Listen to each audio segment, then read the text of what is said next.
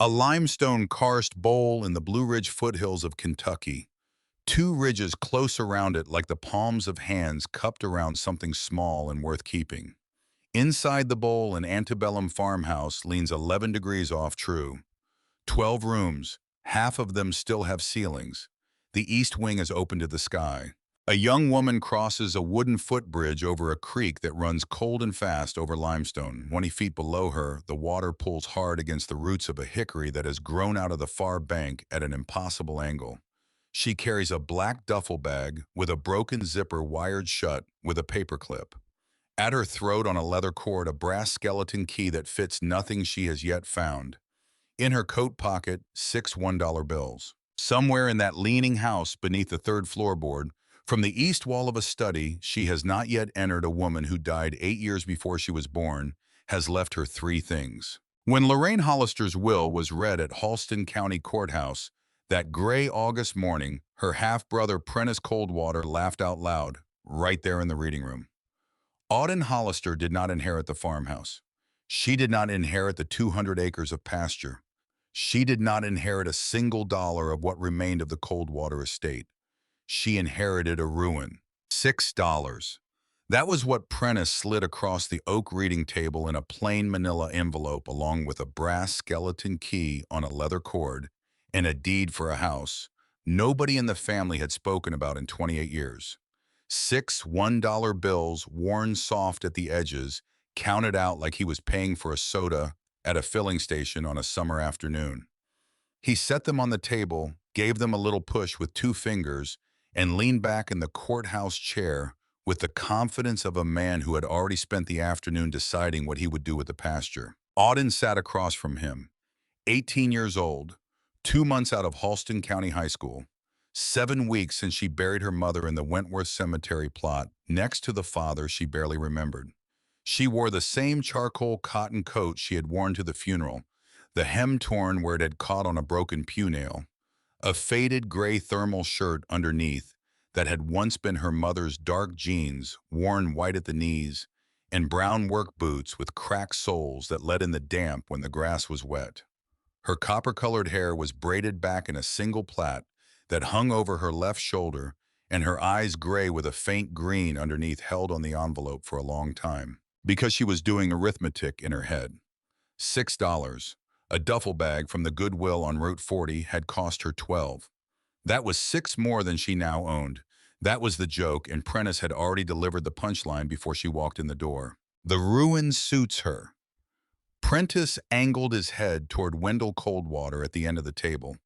Auden's grandfather on her mother's side, 76 years old, in a dark navy jacket that hung loose on his gaunt frame, watery blue eyes fixed on the far window.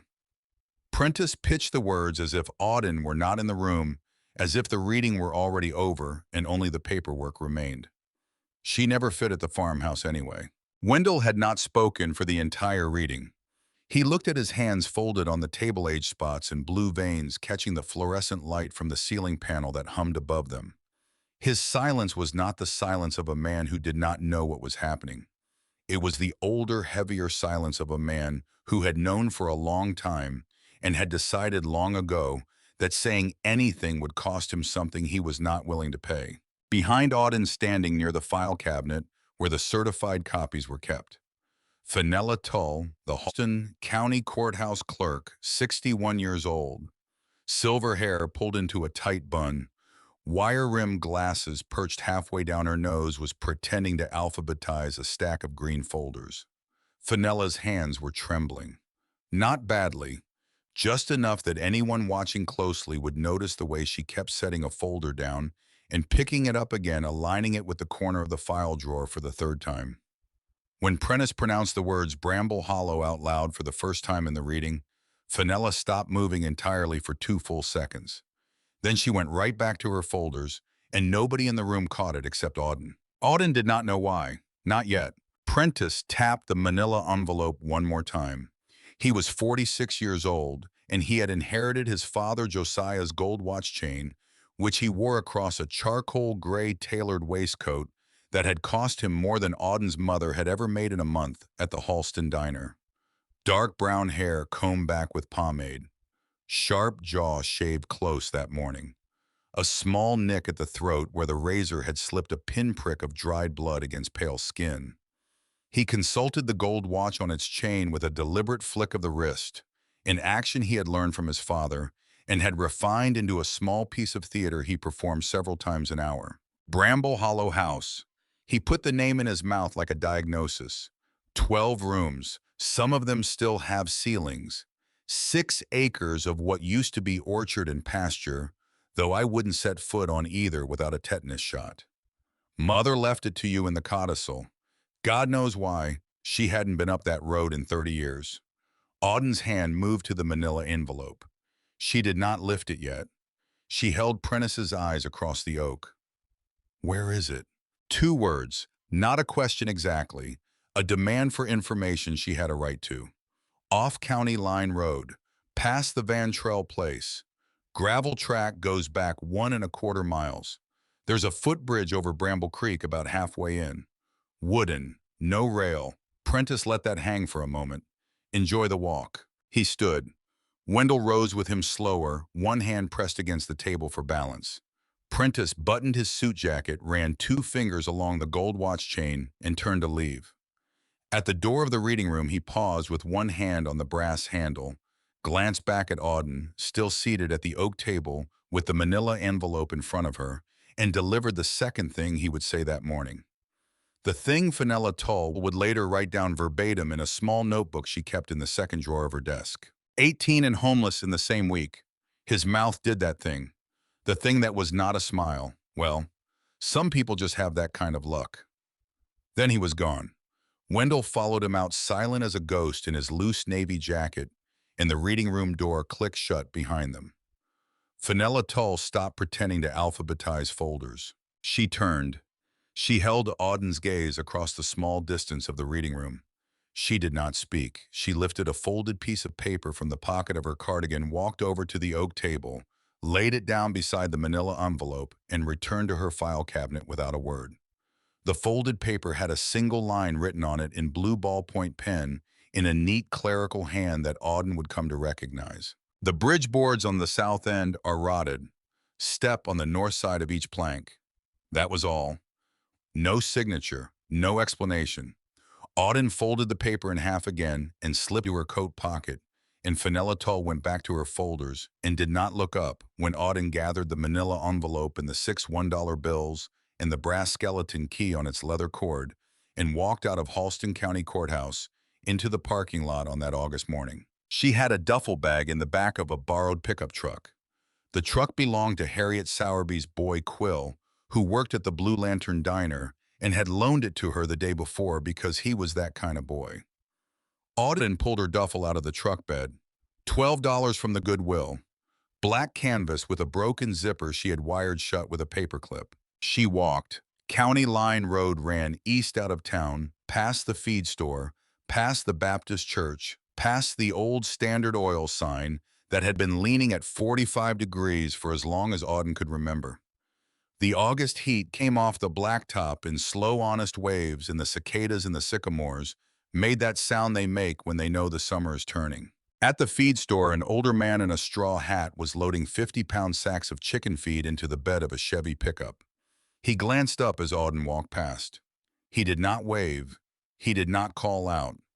But when Auden was 10 paces beyond his truck, she heard him set the sack down slowly, as though he had recognized her from somewhere and had needed a moment to hold what he recognized. 1¼ miles, not far on paper. Farther than it sounds when you are carrying everything you still own in a Goodwill duffel bag with a broken zipper and the shoes on your feet let in the damp. Past the Van Trell place, exactly where Prentice had described. A small white farmhouse set back from the road behind a row of Bramble Creek willows. Marnie Van Trell was on her front porch, 72 years old, small-framed, wearing a dark green cardigan with a silver locket at her throat. Auden did not know Marnie Van Trell yet. She would meet her before the afternoon was out. For now, Marnie sat on the porch and watched Auden walk past, and one hand went slowly to the silver locket at her throat and stayed there until Auden was out of sight around the bend. Then the gravel track, off the blacktop onto the pale gray stone. 1.25 miles, Piss had said, but the track bent north through a hardwood stand of oak and hickory, and after the first quarter mile, the trees closed over the top, and the light came down in filtered green columns. Auden shifted the duffel from her right shoulder to her left. Her right shoulder was beginning to burn. She had eaten one slice of bread and a boiled egg that morning at 4 a.m. in the room she was no longer allowed to sleep in, and she had not eaten since. The wooden footbridge came at the half-mile mark exactly as Prentice had described. 28 feet across the creek, no handrail. 12 planks visible each one, weathered gray, each one showing rot at the south end where the creek spray came up in wet weather. Auden pulled Fenella Tull's folded paper out of her coat pocket, read it once more, put it back.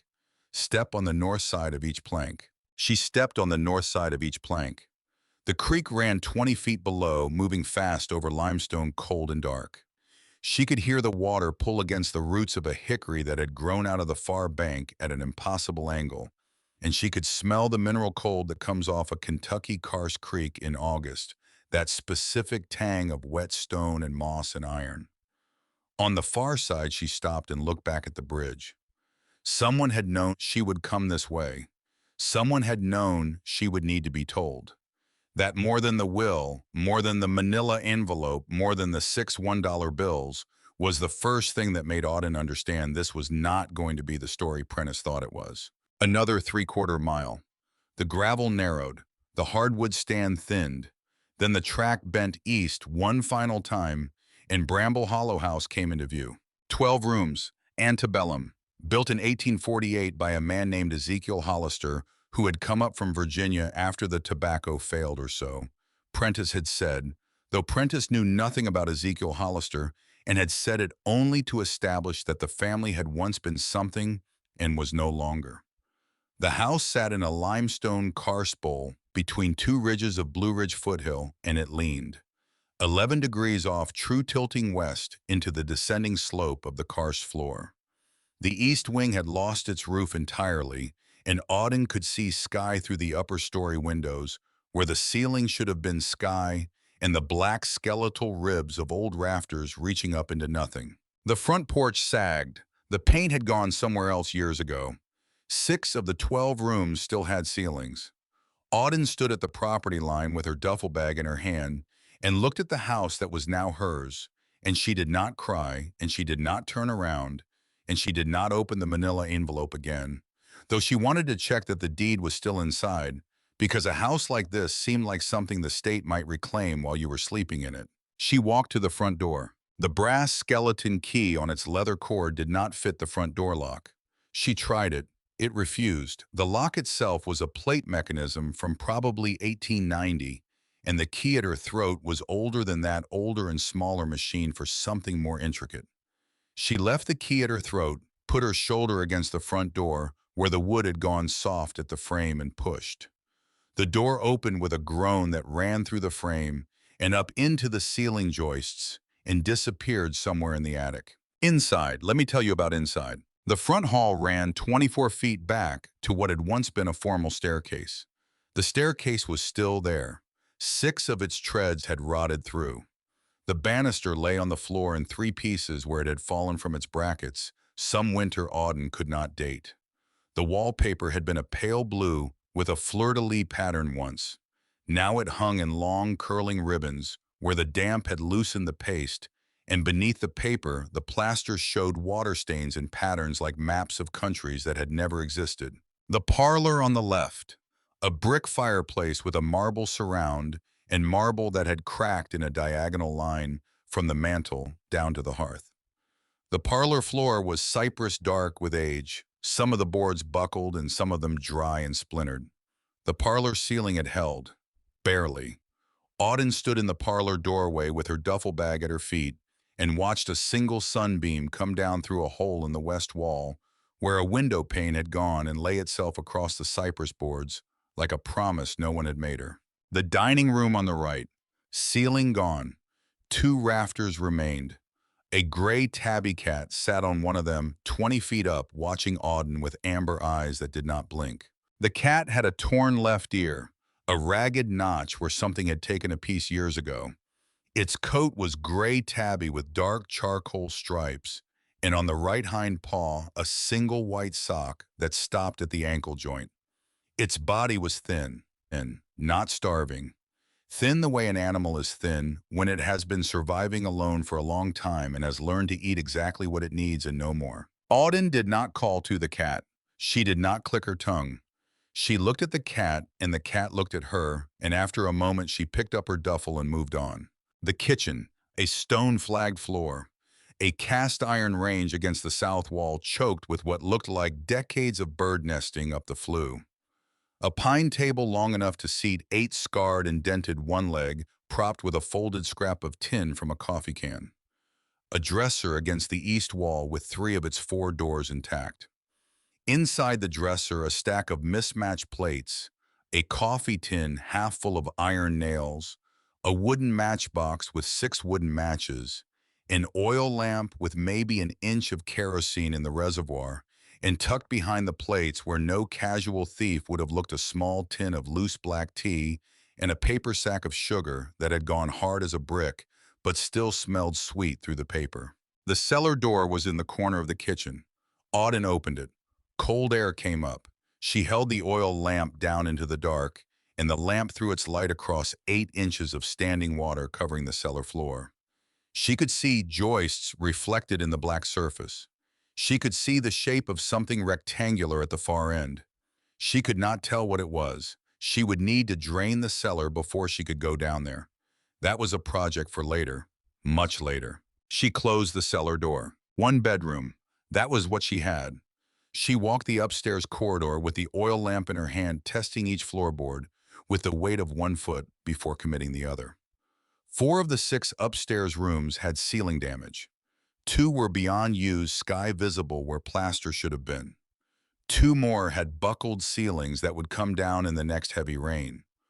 Only the north-facing bedroom at the back of the hall, the smallest one, held. The window there had all 4 of its panes. The plaster was dry to the touch. The floorboards were solid. Auden set the oil lamp on the windowsill. She placed her duffel bag against the wall. She stood in the middle of the room and she turned in a slow circle and she took inventory of what she had.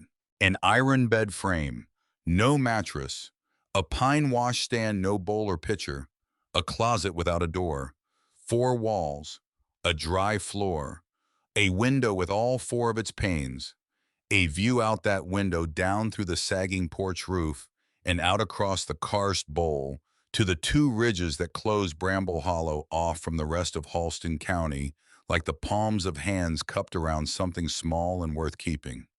That was her inheritance. That and $6 and a brass skeleton key on a leather cord that fit nothing she had yet found. The first night was of the hardest. It is always the first night, but this one was harder than most. Auden ate the last of a sleeve of saltine crackers she found at the bottom of her duffel bag.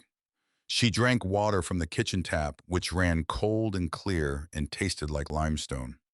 She lit the oil lamp on the windowsill in the small north bedroom. She wrapped herself in her charcoal coat, the torn hem tucked under her feet, and she sat on the bare iron bed frame with her back against the wall.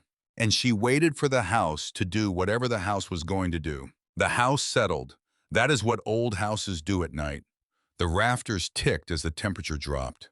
Somewhere in the east wing, a piece of plaster came loose and fell, and the sound reached her 3 rooms away, muffled and distant, like a book dropped in another room of a library. An owl called from the west ridge twice, and then not again. A field mouse ran along the baseboard behind the closet, small claws clicking on the pine, and stopped and moved on. The cat came at 9:10. Auden heard the pause first, light, deliberate, coming up the stairs in the exact rhythm of an animal that had climbed those stairs 1,000 times before. She held very still.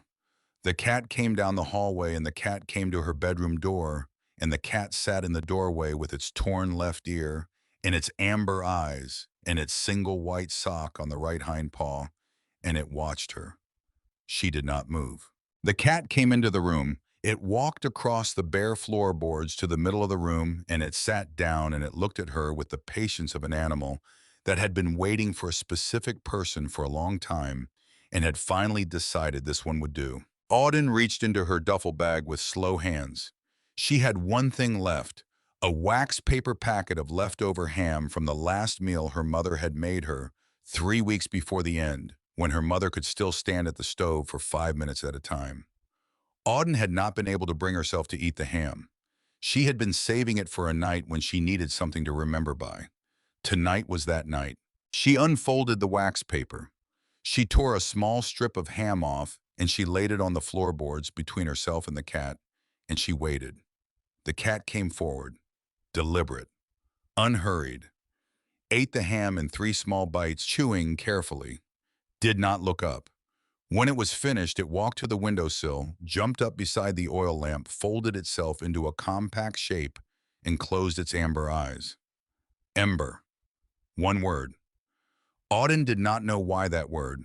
She spoke it, and it stuck. She slept sitting up against the wall in her charcoal coat. Morning came gray and wet. A summer front had come through in the night. The temperature had dropped 10 degrees. Auden woke stiff, her right shoulder locked from the way she had slept, her breath visible in the small north bedroom, because the window frame did not seal and the outside air had come in all night. Ember lay curled on the windowsill still. The oil lamp had burned to a stub. She needed a fire. The wood outside was useless. Fallen branches from the orchard were soaked through from the rain. The old fence rails along the pasture were half rotted and would not burn clean. But inside, the parlor, those cypress floorboards where the ceiling had held, dark with damp along the edges, dry toward the middle. Good burning wood, old wood, the kind that would give heat. Auden found a rusted fire iron in the kitchen scullery. God knew what it had been part of once. A boot scraper, maybe. Something that had lived by a back door for 80 years. She carried it into the parlor, knelt on the cypress boards, and worked the flat end of the iron under the edge of the first floorboard. It came up with a long groan. The boards had been nailed with cut nails, square shank, hand-forged, older than she had thought. Dry underneath. Good. She pried up the second board. Same. Splintered at one edge, but it would burn. The third board. Her hand went to it and she pulled, and it came up easier than the others. Too easy. As though someone had pried it before and set it back and not driven the nails all the way home. She lifted it clear. Here. Underneath, not bare earth, not the joists. Oilcloth. Dark, waxy, tightly wrapped around something flat and rigid. Tucked into the cavity between the joists, like someone had placed it there with care, with intention, with the expectation that someday someone would come looking. It rested there in the space beneath the floor and looked up at her, and Auden's breath came out slow through her teeth. She lifted it out. It was heavier than she expected. Ember watched from the parlor door frame, now amber eyes tracking every movement. Auden carried the oilcloth bundle to the kitchen and set it on the pine table. The wax paper packet from last night rested there empty. She placed the bundle beside it, and she stood over it, and for a moment she did nothing at all. Then she unfolded the oilcloth. Inside was a leather-bound journal, dark brown calfskin tooled with a single vine of bramble roses along the spine. No title, no name on the cover. Auden opened it to the first page, and there, in a small, precise, slanted handwriting that ran hard to the right, like the writer was always in a hurry, she read the following. March 14, 1968. Today I signed the papers on Bramble Hollow with my own name. Ophelia Elizabeth Hollister. $8,200 paid in full from the Cincinnati account. Mine with money I earned. Auden sank onto the kitchen bench slowly, as if she might damage the journal by moving too fast. Ophelia Hollister. The name meant nothing to her. It should have meant something. It should have been on the family tree her mother had drawn out for her one afternoon when Auden was 7 and asked why she had a different last name from her father. Her mother had drawn Auden and Auden's mother Lorraine and Auden's grandmother Vesta, and above Vesta she had drawn a single blank line. When Auden asked whose name went there, her mother spoke quietly without looking up from the paper. "That's a place we don't go, honey," and folded the family tree in half and put it away in the drawer under the phone. Auden had not thought about that afternoon in 10 years. Now she thought about it. She turned the page. The handwriting continued. Ophelia had bought Bramble Hollow with money she had earned from the sale of textile designs to a company in Cincinnati called Meridew Fabrics, which had purchased pattern work from her regularly beginning in 1961 and had by 1968 paid her more than $12,000 for a body of designs that Ophelia cataloged in the journal with underlined figures. Ophelia had not told her husband about the money. Her husband was a man named Boyd Coldwater, who had, by the account of the journal, once thrown a plate at a wall in the direction of Ophelia's head because the roast had been overcooked. Ophelia bought Bramble Hollow in her own name deed, filed with Fenella Toll's predecessor at the Halston County Courthouse in the spring of 1968. She moved into it with her daughter Vesta, then 18 years old, in the same week. Boyd Coldwater came to the door of Bramble Hollow once, and Ophelia met him at the door with a rifle that had belonged to her father. And Boyd left and never came back and died 2 years later in a hunting accident that Ophelia recorded in her journal with a single line: "Boyd was found dead at the Prescott place. God saw fit. I will not pretend." Auden read that line twice. She turned pages. The journal ran through 1968 and into 1969. Repairs to the house. The east chimney relined $412 paid to a man named Elias Ferncliffe, whose grandmother Auden vaguely remembered had once brought a pie to her mother's kitchen when Auden was small. The cellar drain redug in the fall of 1969, $180 paid to a man named Colfax, whose son, 32 years old at the time and unmarried, had done most of the actual digging. Amos Colfax. Auden did not know it yet, but she was reading the name of the man who would appear at her front gate in 3 days with a dented green tin toolbox and no explanation. The journal ran on. Money advanced. Never lent, though. Ophelia used the word loan to preserve dignity on both sides of the transaction. $12 to Nella Whittle in 1969, when Nella was giving birth to a daughter and her husband had drunk the grocery money at Merle's Tavern. $40 to the Prescott family after the flood of 1972. $180 for school fees for a girl named Hedda, who would grow up to become Hedda Milrace and would keep records at the County Community College Registrar's Office for 38 years. Beside every entry in Ophelia's precise slanted hand, that single word: settled, not repaid, settled, as though the act of giving had itself been the resolution. Auden read for 2 hours. Ember came in from the parlor and sat on the far end of the kitchen table like she owned it, which by then Auden was prepared to accept as fact. The August morning burned off outside, and the light coming through the kitchen window shifted from gray to pale gold, and Auden read on. She was on page 41 when a shadow crossed the kitchen doorway. Marnie Vantrell stood at the back door in her dark green cardigan and her silver locket, holding something folded across both arms. She had come the same way Auden had, up the gravel track from County Line Road across the wooden footbridge with the rotted south planks along the porch around to the kitchen. She had done it in the time Auden had spent reading. She knew where Auden would be. She knew where the back door was. Auden did not move. Marnie did not knock. She stepped into the kitchen, small and unhurried, 72 years old, with wispy silver hair pulled back at the nape of her neck and pale, watery blue eyes that took in the pine table and the oilcloth wrapper and the open journal and ember on the table without comment. She walked to the table. She unfolded what she had been carrying across her arms. A wool shawl, charcoal gray with a border of deep blue-green stitching in a pattern of intersecting diamonds. Hand-woven. Old, but not worn out. Kept folded in linen for a long time. Your great-grandmother knitted this for the next Hollister woman. Marnie set the shawl on the pine table beside the journal. She did not sit.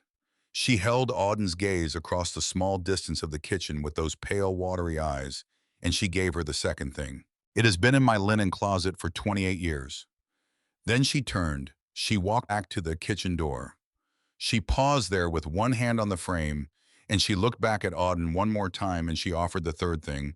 And the third thing was the thing Auden would remember. She told me one of you would come. She did not know which one, but she promised one of you would. Then Marnie Vantrell went out the back door and down the porch steps and along the gravel track toward the wooden footbridge. And Auden did not watch her go because Auden was looking at the shawl on the pine table beside the open journal of a great-grandmother whose name she had never heard until an hour ago. She reached out. She touched the wool. It was soft. It had been kept well. The blue-green stitching along the border was a pattern that Auden, who had done 4 years of home economics at Halston County High and had won second place at the county fair in her sophomore year for a hand-quilted table runner, recognized as very fine work. The kind of work that took a woman 100 hours to complete. The kind of work a woman does when she is making something for a person she cannot meet and wants to be remembered by anyway. Auden pulled the shawl around her shoulders. It fit. Of course it fit. Ophelia Hollister had been a small woman, and Auden was a small woman, and the shawl fit like something that had been waiting.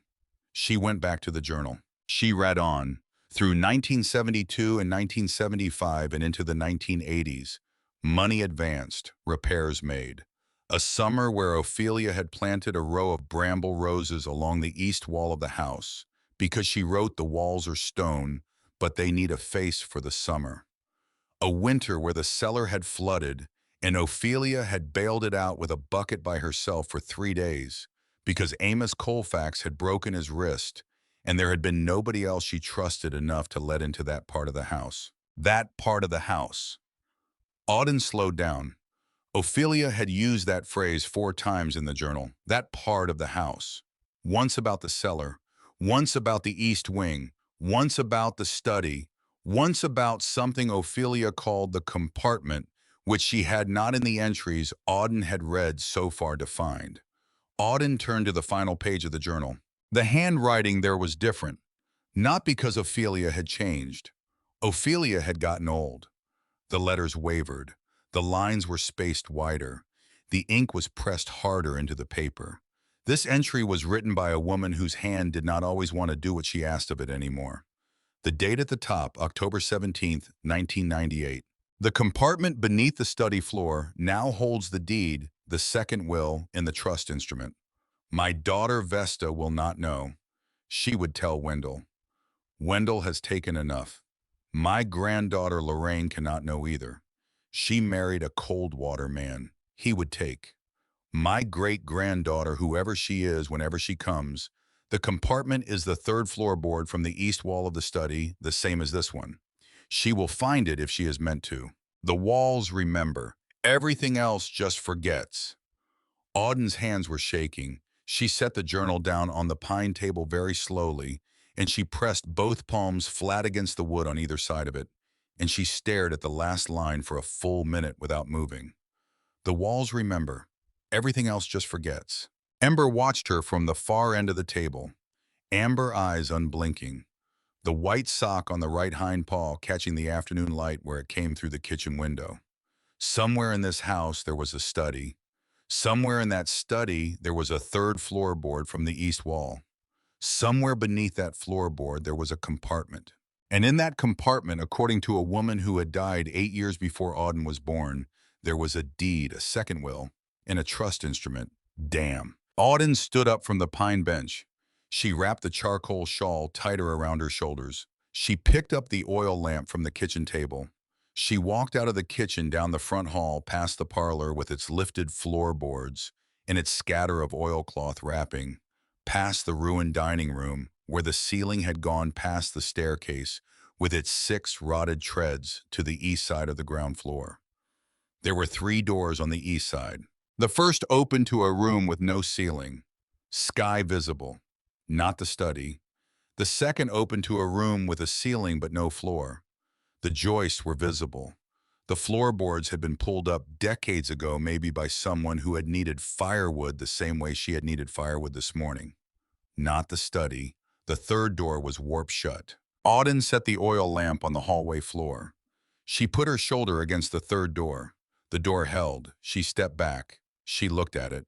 She fingered the brass skeleton key on its leather cord at her throat, because the key had not fit any lock she had yet tried. She fitted the key to the lock of the third door. It refused. Of course it refused.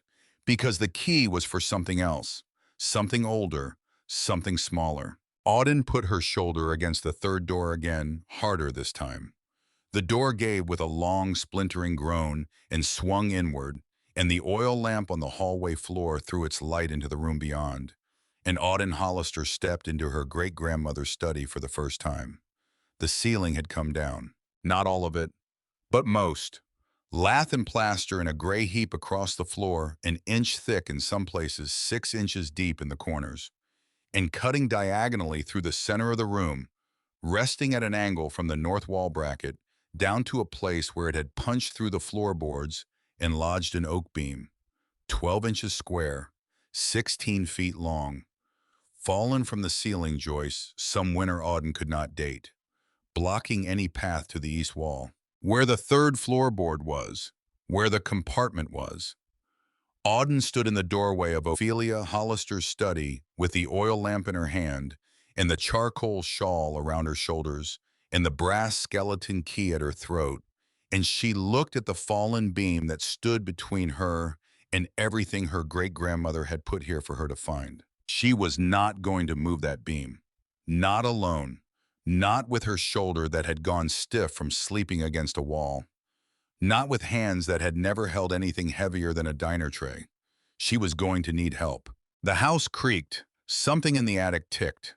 Ember appeared in the study doorway, sat down beside Auden's left boot, and looked at the beam with the flat, patient regard of an animal who had watched this room for a long time and had perhaps been waiting for someone to come stand exactly where Auden was standing. Auden pulled the shawl tighter. She did not know yet that a man named Amos Colfax would appear at her front gate the next morning with a dented green tin toolbox and no explanation.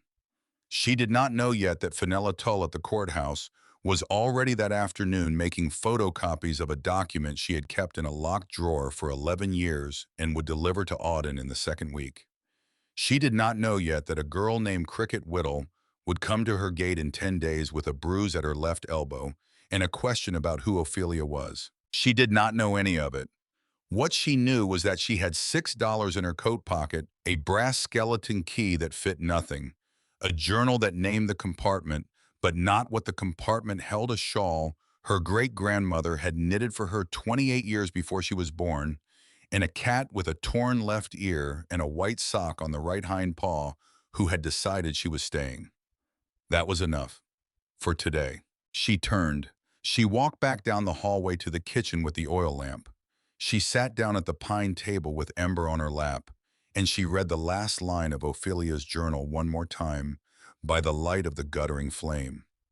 The walls remember, everything else just forgets. Outside, the August afternoon burned off toward evening. Somewhere down the gravel track, Marnie Van Trell was walking back to her farmhouse with her hands empty and her cardigan buttoned and a small, careful smile on her face that she had not worn in 28 years. And somewhere in Halston County at the desk of the courthouse, where the certified copies were kept, Fenella Tull was unlocking a drawer she had not opened in a long time. Auden slept that second night with the shawl around her shoulders and the journal on the floor beside the bed frame, and Ember curled at her hip, and she dreamed of a woman she had never met, knitting by a window in a house she had never entered. And when she woke at dawn, she did not remember the dream, but she remembered the feel of it, which was warmer than the room she woke in. Amos Colfax came at 7:14 the next morning. Auden was in the kitchen at the pine table, second cup of black coffee from a percolator she had found in the dresser, and coaxed back to work over the range's one functioning burner when she heard the boots on the gravel. Steady, even, not fast. She looked up through the kitchen window, and there he was, 30 yards down the track, walking toward the front gate, with a dented green tin toolbox in his left hand and no expression at all on his face. 55 years old. Broad-shouldered, gone to a little softness at the middle, the way men do when they have worked outside for 35 years, and their body has finally decided to slow the pace, even if their mind has not. Dark blonde hair going gray at the temples cropped short. Full beard, salt and pepper trimmed but not fussed over. A heavy oatmeal-colored linen workshirt sleeves already rolled to the forearm at 7 in the morning, showing forearms that were tanned and scarred with the small pale nicks and burn marks that 35 years of carpentry leaves on a man. Dark work pants, leather boots that had been resoled at least twice, a leather tool belt around his waist, empty of tools at the moment, but the loops and rings shaped by the tools that usually lived there. He stopped at the front gate. He did not open it. He set the toolbox on the ground beside his right boot. He looked up at the front of Bramble Hollow House with pale hazel eyes that took in the 11-degree tilt, the ruined east wing, the sagging porch and the front door standing half open in the August morning air, and he did not react to any of it. Auden set down her coffee cup. She walked out the front door onto the porch. She stopped at the top of the steps. Amos Colfax looked at her. He did not tip his hat because he was not wearing one. He did not extend a hand because they were 15 feet apart. His voice when it came was low, quiet. The voice of a man who had learned young that words were expensive and had never seen a reason to change his mind about the price. Colfax, Auden Hollister. She gave it back the same way. He nodded once. He picked up the toolbox. He opened the gate. He walked up the flagstone path, boots knocking gravel loose from the seams where the flagstones had settled, and he came up onto the porch, and he did not stop at the door.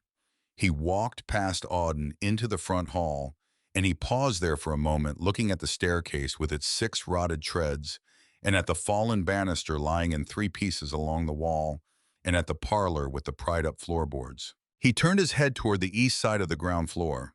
Study, one word. He had known there was a study. He had known where it was. Auden had spoken nothing yet, and Amos Colfax had already known. Third door on the east. Amos walked. Down the hallway, oil lamp not needed because the morning sun came through the front hall now, and Auden followed him. He stopped at the third door, which she had left standing open the day before, after she had shouldered it wide, and he looked into the study at the fallen oak beam. He set the green toolbox on the hallway floor. He stepped into the study. He walked around the beam, once his boots making a slow, careful path through the plaster rubble. He crouched. He put both hands on the beam and pressed. He ran his palms along the grain from the north wall bracket to the point where the beam had punched through the floorboards.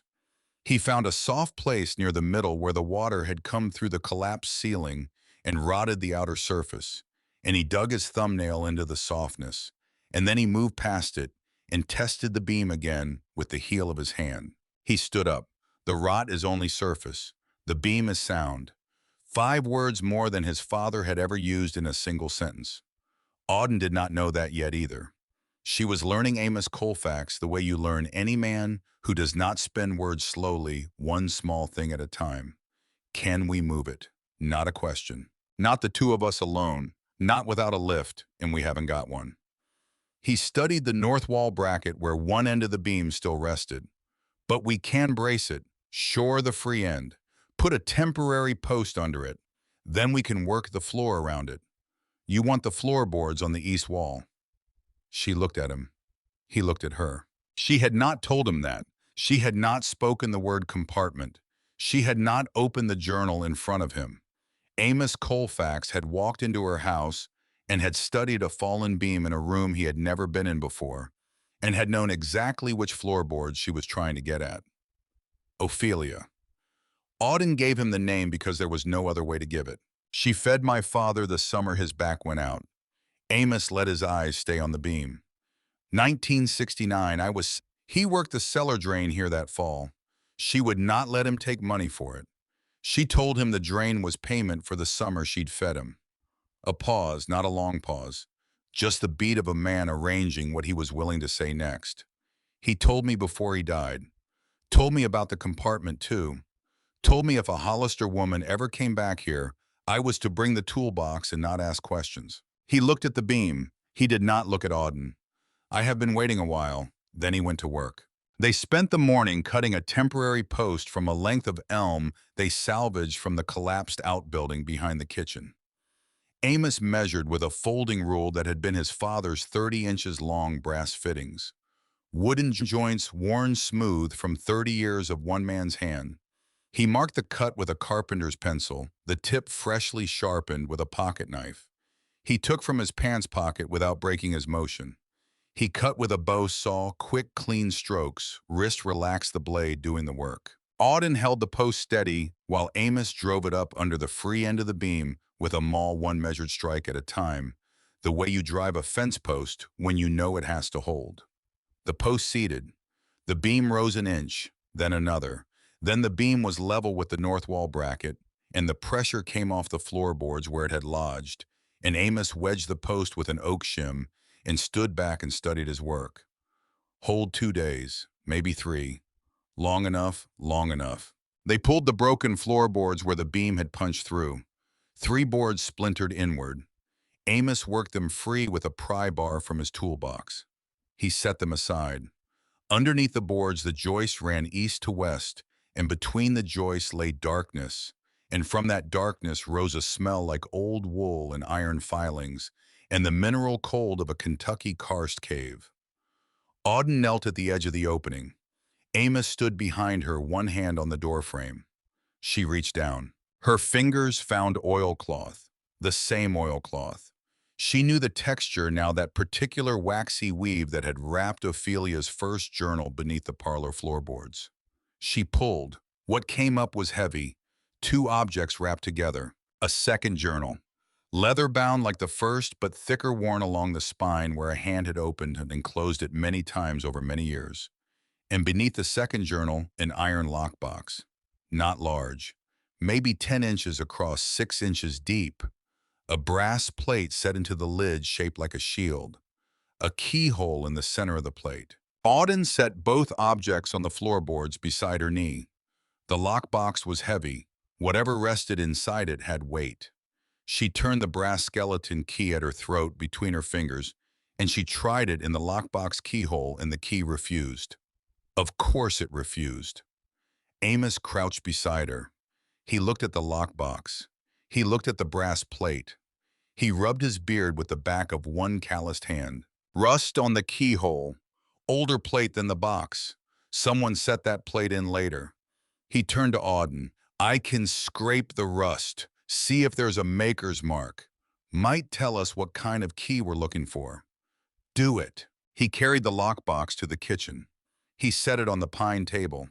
He took a small brass wire brush from his toolbox and began working the rust out of the keyhole with the slow, patient care of a man who had done this exact kind of work on 20 other kinds of hardware over 35 years. Auden sat across the table from him with the second journal open in her hands. The second journal was not like the first. The first journal had been Ophelia's private diary. Purchases, thoughts, the day-to-day of a woman who had bought a house in her own name and had begun to build a life inside it. The second journal was a ledger. Names, amounts, dates, page after page. Ophelia's slanted right-leaning hand across ruled pages, 28 entries to a page 140 pages, 30 years of entries running from 1968 to 1998. $12 to Nella Whittle in 1969. $40 to the Prescott family after the flood of 1972. $18 for Hedda's school shoes in 1974. $180 for Hedda's tuition at the County Community College in 1978. $22 to Elias Cliff in 1980 when the transmission went out on his pickup. $60 to the Prescott family in 1983 after the husband lost 3 fingers at the sawmill. $90 to a woman named Rue Halloran in 1986 to pay for her mother's headstone. $112 to the Sowerby family in 1989 when their well went bad and they had to have it dug deeper. Beside every entry in the right-hand margin, that single word, settled. Auden turned pages. The scale of it built in her chest like pressure. It was not charity. Ophelia had never called it charity. She had called it loans because the word preserved the dignity of the family who accepted the money and the dignity of the woman who gave it.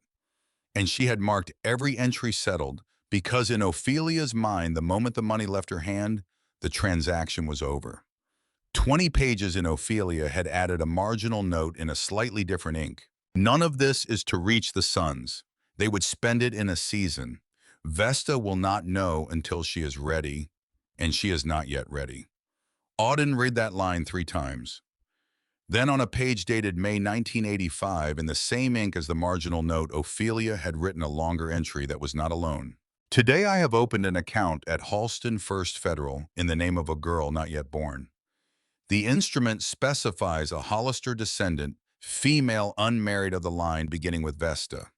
The initial deposit is $75,000 from the Cincinnati account in the sale of 2 design portfolios to Meridew Fabrics. It will accumulate at 3.5% compounding until claimed. It will not be claimed until my great-granddaughter comes to this house. I do not know her name. I do not know her face. But she will come, and when she does, the money will be waiting. The trust instrument is in the compartment. Solicitor of record, Emmett Braddock Frankfurt. He knows what he is holding. He does not know for whom. Auden set the journal down flat on the kitchen table. She pressed both palms against the pine boards on either side of it. She did not breathe for a moment. Across the table, Amos Colfax had finished scraping the rust out of the keyhole of the lockbox. He set the wire brush aside. He looked up. He did not ask what she had just read. Maker's Mark's a Simmons plate, 1890s Cincinnati hardware. That kind of plate took a particular key, iron, not brass, about twice the weight of what you're wearing at your throat. He waited. Auden held his eyes. Where? Not in this room. Amos closed the wire brush into his palm. Ophelia used to walk the east side of the house at night. My father saw her once when he was working the roof in September of 1976. Told me she stopped at the corner where the garden wall meets the east chimney. Told me she stood there a long time. Told me he did not ask because he was not the kind of man who asked. He picked up the lockbox and set it aside on the dresser. Might be worth walking that corner when you have a candle and a quiet minute. Then he stood. He carried his empty coffee cup to the sink, rinsed it in cold water, set it upside down on the drain board. I'll be back tomorrow. There is plaster work to be done in the study, and the roof on the northeast corner is going to leak in the next storm, and the storm is coming Thursday. He picked up the green toolbox. He walked out the front door.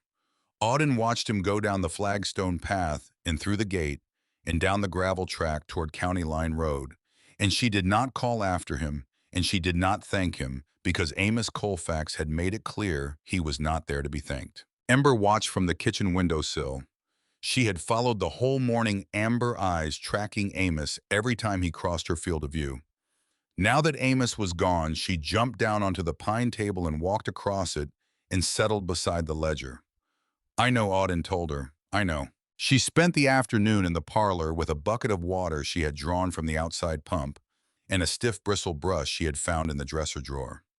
She had decided that morning while Amos was cutting the elm post that if she was going to sleep in this house, she was going to have a house to sleep in. She started with the parlor floor. She scrubbed the cypress boards clean of 48 years of dust and mouse droppings and the small brown flakes of wallpaper that had come down from the walls in strips. The work made her right shoulder ache. She kept going. She did not know how to fix a leaking roof. She did not know how to mix lime plaster. She did not know how to run a household by herself. But she knew how to scrub a floor. She had learned from her mother, who had scrubbed the floors of the Halston diner for 11 years on a knee that had never healed right after a car accident when Auden was 3. You get on your knees and you work in a small square, her mother had told her. You do not think about the whole floor. You think about the small square. And when the small square is clean, you move on to the next one. And that is how you clean a floor and also how you get through a bad year. Auden worked in small squares. By 4 in the afternoon, the parlor floor was clean. The cypress was dark honey where the sun came through the west wall. She sat back on her heels and wiped her forehead with the back of her wrist, and she looked at the clean floor, and she felt something that was not exactly hope, because she did not trust hope. She felt the particular satisfaction of a small square of work done well. She stood. She emptied the dirty water off the back porch. She washed the brush in cold water at the outside pump. She went back inside. She had one thing left to do before it got dark.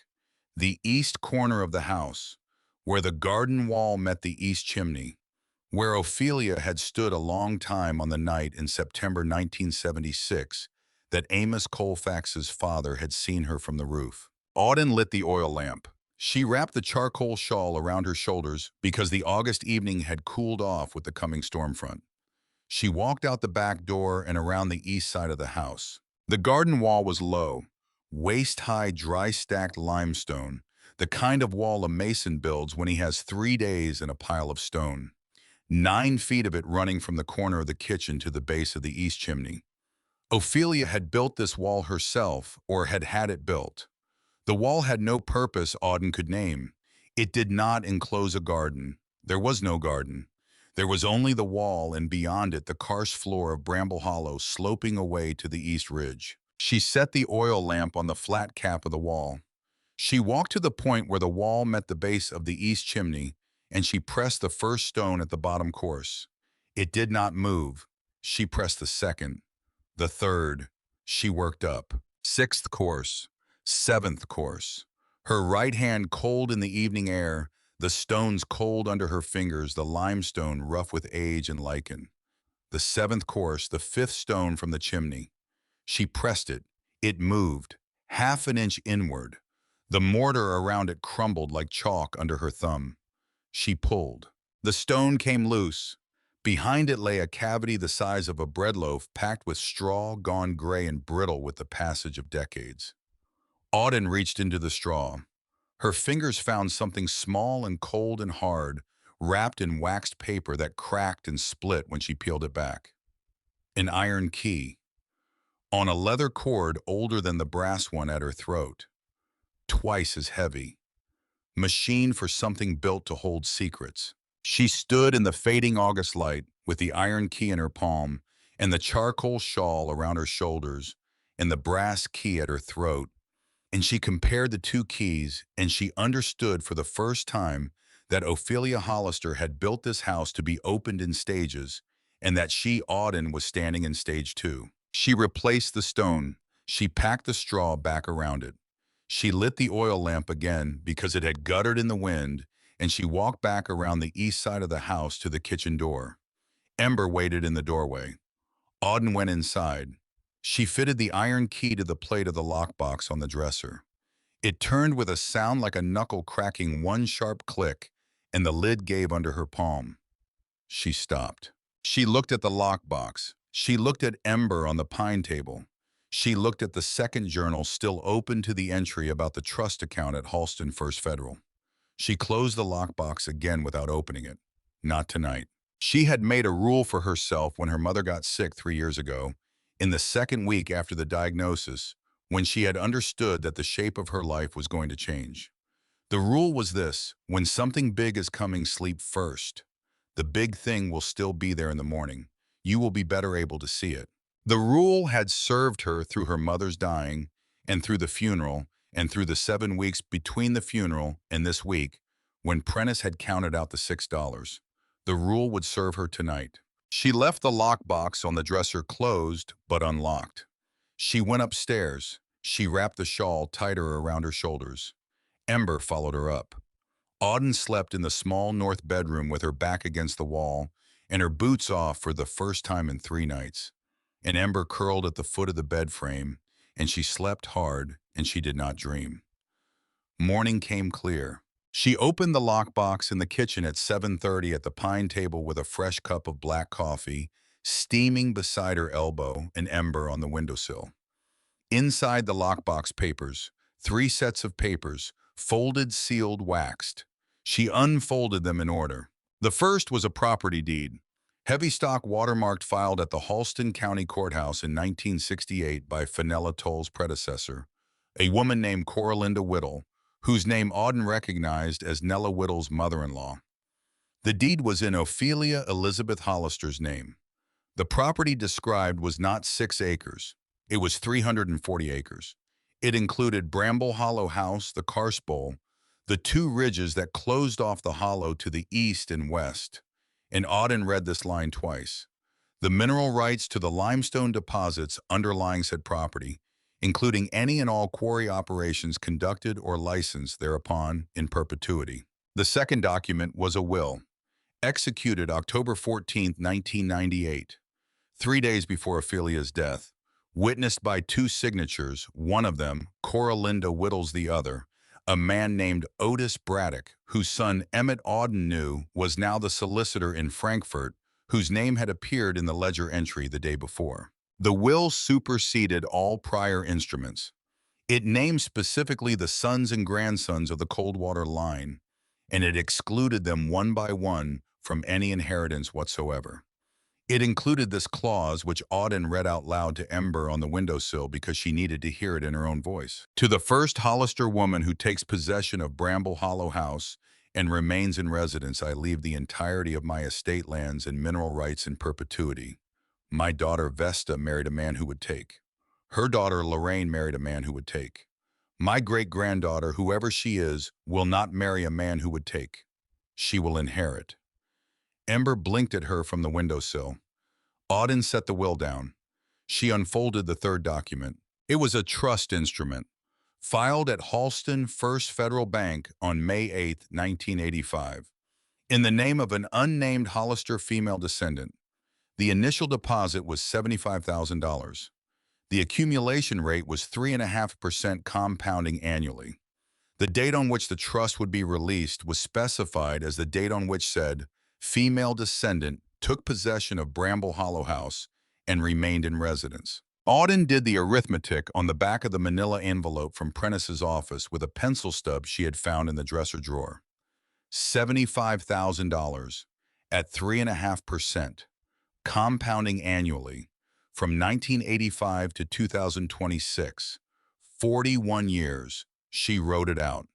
75,000 times 1.03541 times. She arrived at a number. She looked at the number.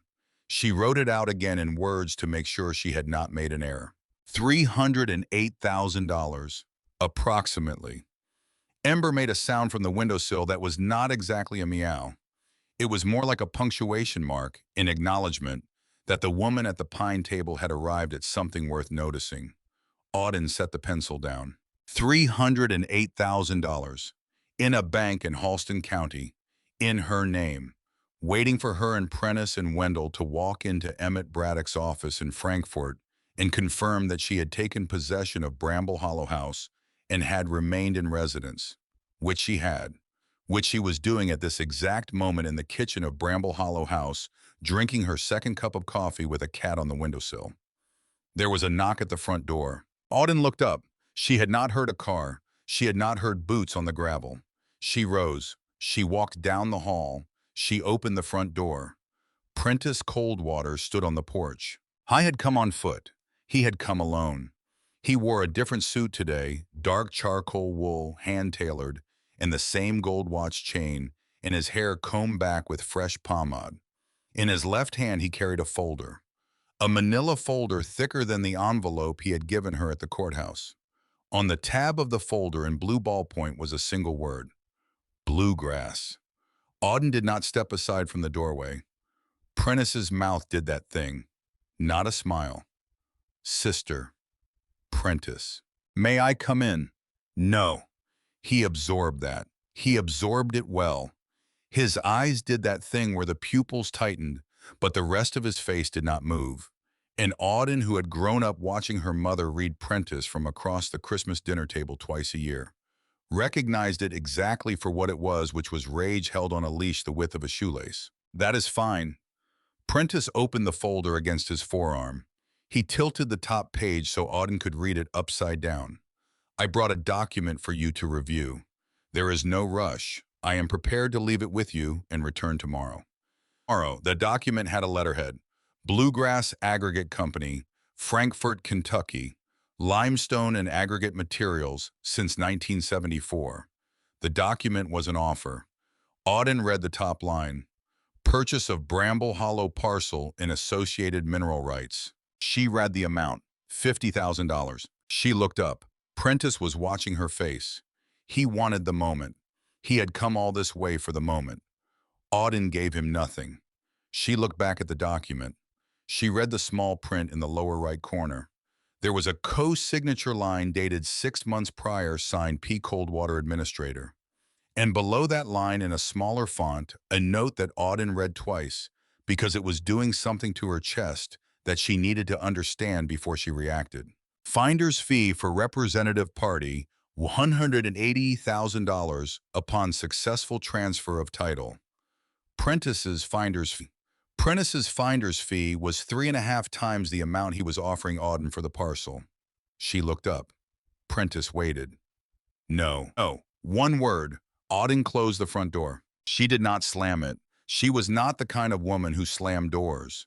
She closed it, and she turned the interior latch, and she walked back down the front hall to the kitchen, and she sat down at the pine table beside her second cup of coffee, and she did not shake. Prentice knocked once more. She did not answer. After a full minute, she heard his footsteps go back down the porch steps, down the flagstone path, through the gate, down the gravel track toward County Line Road. Ember blinked at her from the windowsill. He does not know about the trust. Auden pitched her voice low for Ember. He does not know about the second will. He does not know about the 340 acres. Ember blinked. He knows about the mineral rights because Bluegrass Aggregate did their survey. But he does not know that they are already mine. Ember blinked again. Then he is going to lose. Auden drank the rest of her coffee. It had gone cold. She got up and refilled the cup from the percolator on the range, and she sat back down at the pine table. That afternoon, Amos came back to work on the study ceiling. He did not ask about Prentice.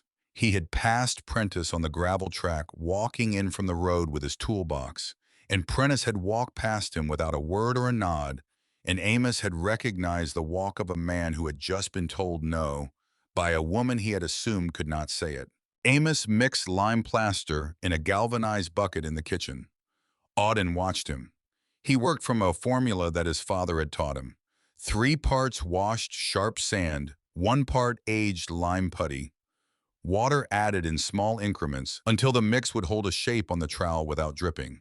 Not soupy, not stiff, in between. He carried the bucket to the study. He set up a plank scaffold across 2 sawhorses.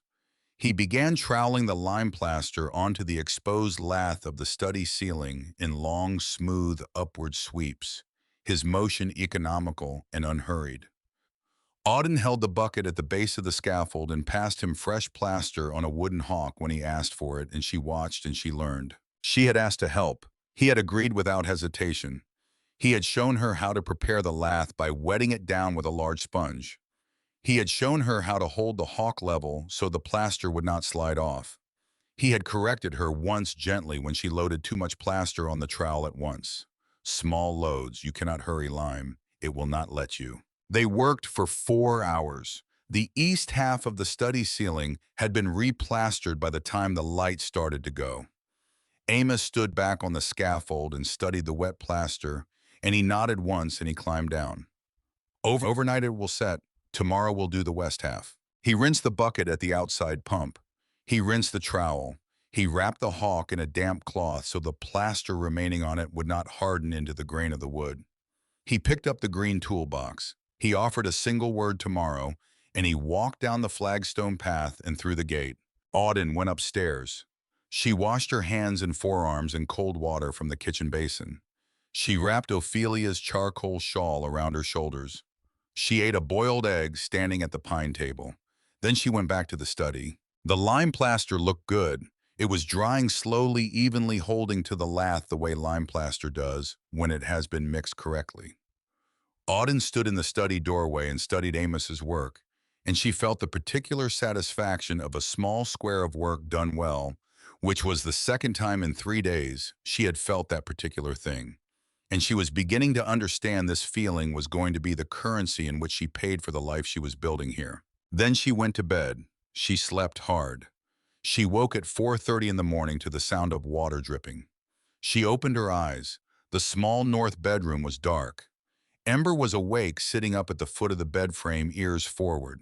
The dripping was coming from somewhere down the hall. Auden got up. She lit the oil lamp. She went out into the hallway. The dripping was louder here. She walked toward the sound which was coming from the study. She reached the study doorway. She held up the oil lamp. The lime plaster on the study ceiling had failed. Not all of it, but a large patch on the east half, exactly the area Amos had troweled that afternoon, had let go from the lath. A 4-foot section had come down onto the floor in a wet gray heap. Water had come through the failed ceiling, the roof above the study was not sound, and the rain that had started sometime after midnight had found the weakness and had come down through the joists and had loosened the fresh plaster and had brought it down. Auden stood in the doorway with the oil lamp and looked at the wet gray heap on the floor. She did not cry. She had learned from her mother 3 years into the illness that crying did not do work. Crying used up strength. Strength was for the work. If you had 5 minutes of strength left, you did not spend it on crying. She went back down the hall to the small north bedroom. She lay down on the bed frame. She wrapped Ophelia's shawl around her shoulders. Ember settled against her hip. She stared at the ceiling. $50,000. Prentice's offer sat on the pine table downstairs, and she had said no to it. And now the plaster had failed, and the roof was leaking, and the study was going to need to be replastered from scratch. And she had $6 in her coat pocket, and Amos was working for free, but he could not work forever, and the storm on Thursday was not yet here. She could still take the offer. She could walk down to County Line Road in the morning, and she could walk to the Van Trell place, and she could ask Marnie Van Trell if she could use the phone, and she could call Prentice, and she could tell him she had reconsidered, and she could take $50,000 and rent a room in Frankfurt and enroll at the community college for the fall term and start over. That was one path. The other path was on the pine table downstairs in a lockbox with an iron key. Auden closed her eyes. The walls remember, she thought. Everything else just forgets. She slept. She woke at 7. The rain had stopped. Amos was already at the front gate with his toolbox. She heard his boots on the gravel. She got up. She put on her coat. She went downstairs. She met Amos on the porch. She told him about the plaster. He nodded once. He walked back to the study with her, and he stood in the doorway, and he looked at the wet gray heap on the floor, and he ran one hand slowly through his beard. Mix was too wet. My fault. I have not mixed lime in 8 years. I misjudged the sand. He turned to Auden. We start over, stiffer this time, and I will patch the roof first from the outside before we plaster anything more. The storm on Thursday will find every weak spot. I want the roof tight before Thursday. Auden nodded. There is a girl at the gate. Auden looked at him. Just now, as I came up, standing there, did not speak, did not come in. She had a bruise on her left elbow, fresh. Auden went to the front door. She opened it. She walked out onto the porch. The girl was 13 years old, small for her age, standing barefoot in the gravel, dark brown hair in a tangle, wearing a men's flannel shirt, 3 sizes too large over a pair of jeans with a hole in the right knee. The bruise on her left elbow was the size of a plum purple going to yellow at the edges, 3 or 4 days old.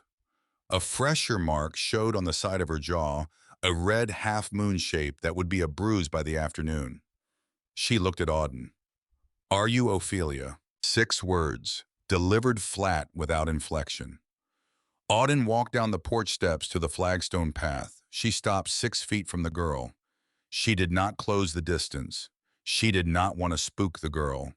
She had watched enough girls at Halston County High School to know what a girl with a bruise on her jaw looked like when she was standing on unfamiliar gravel, and she knew the exact distance to keep. No, the girl did not move. Her eyes were dark, almost black, the kind of eyes that did not miss much. But you live here? Yes. The girl thought about this. Auden watched her think. She was doing the arithmetic girls with bruises do when they meet a stranger.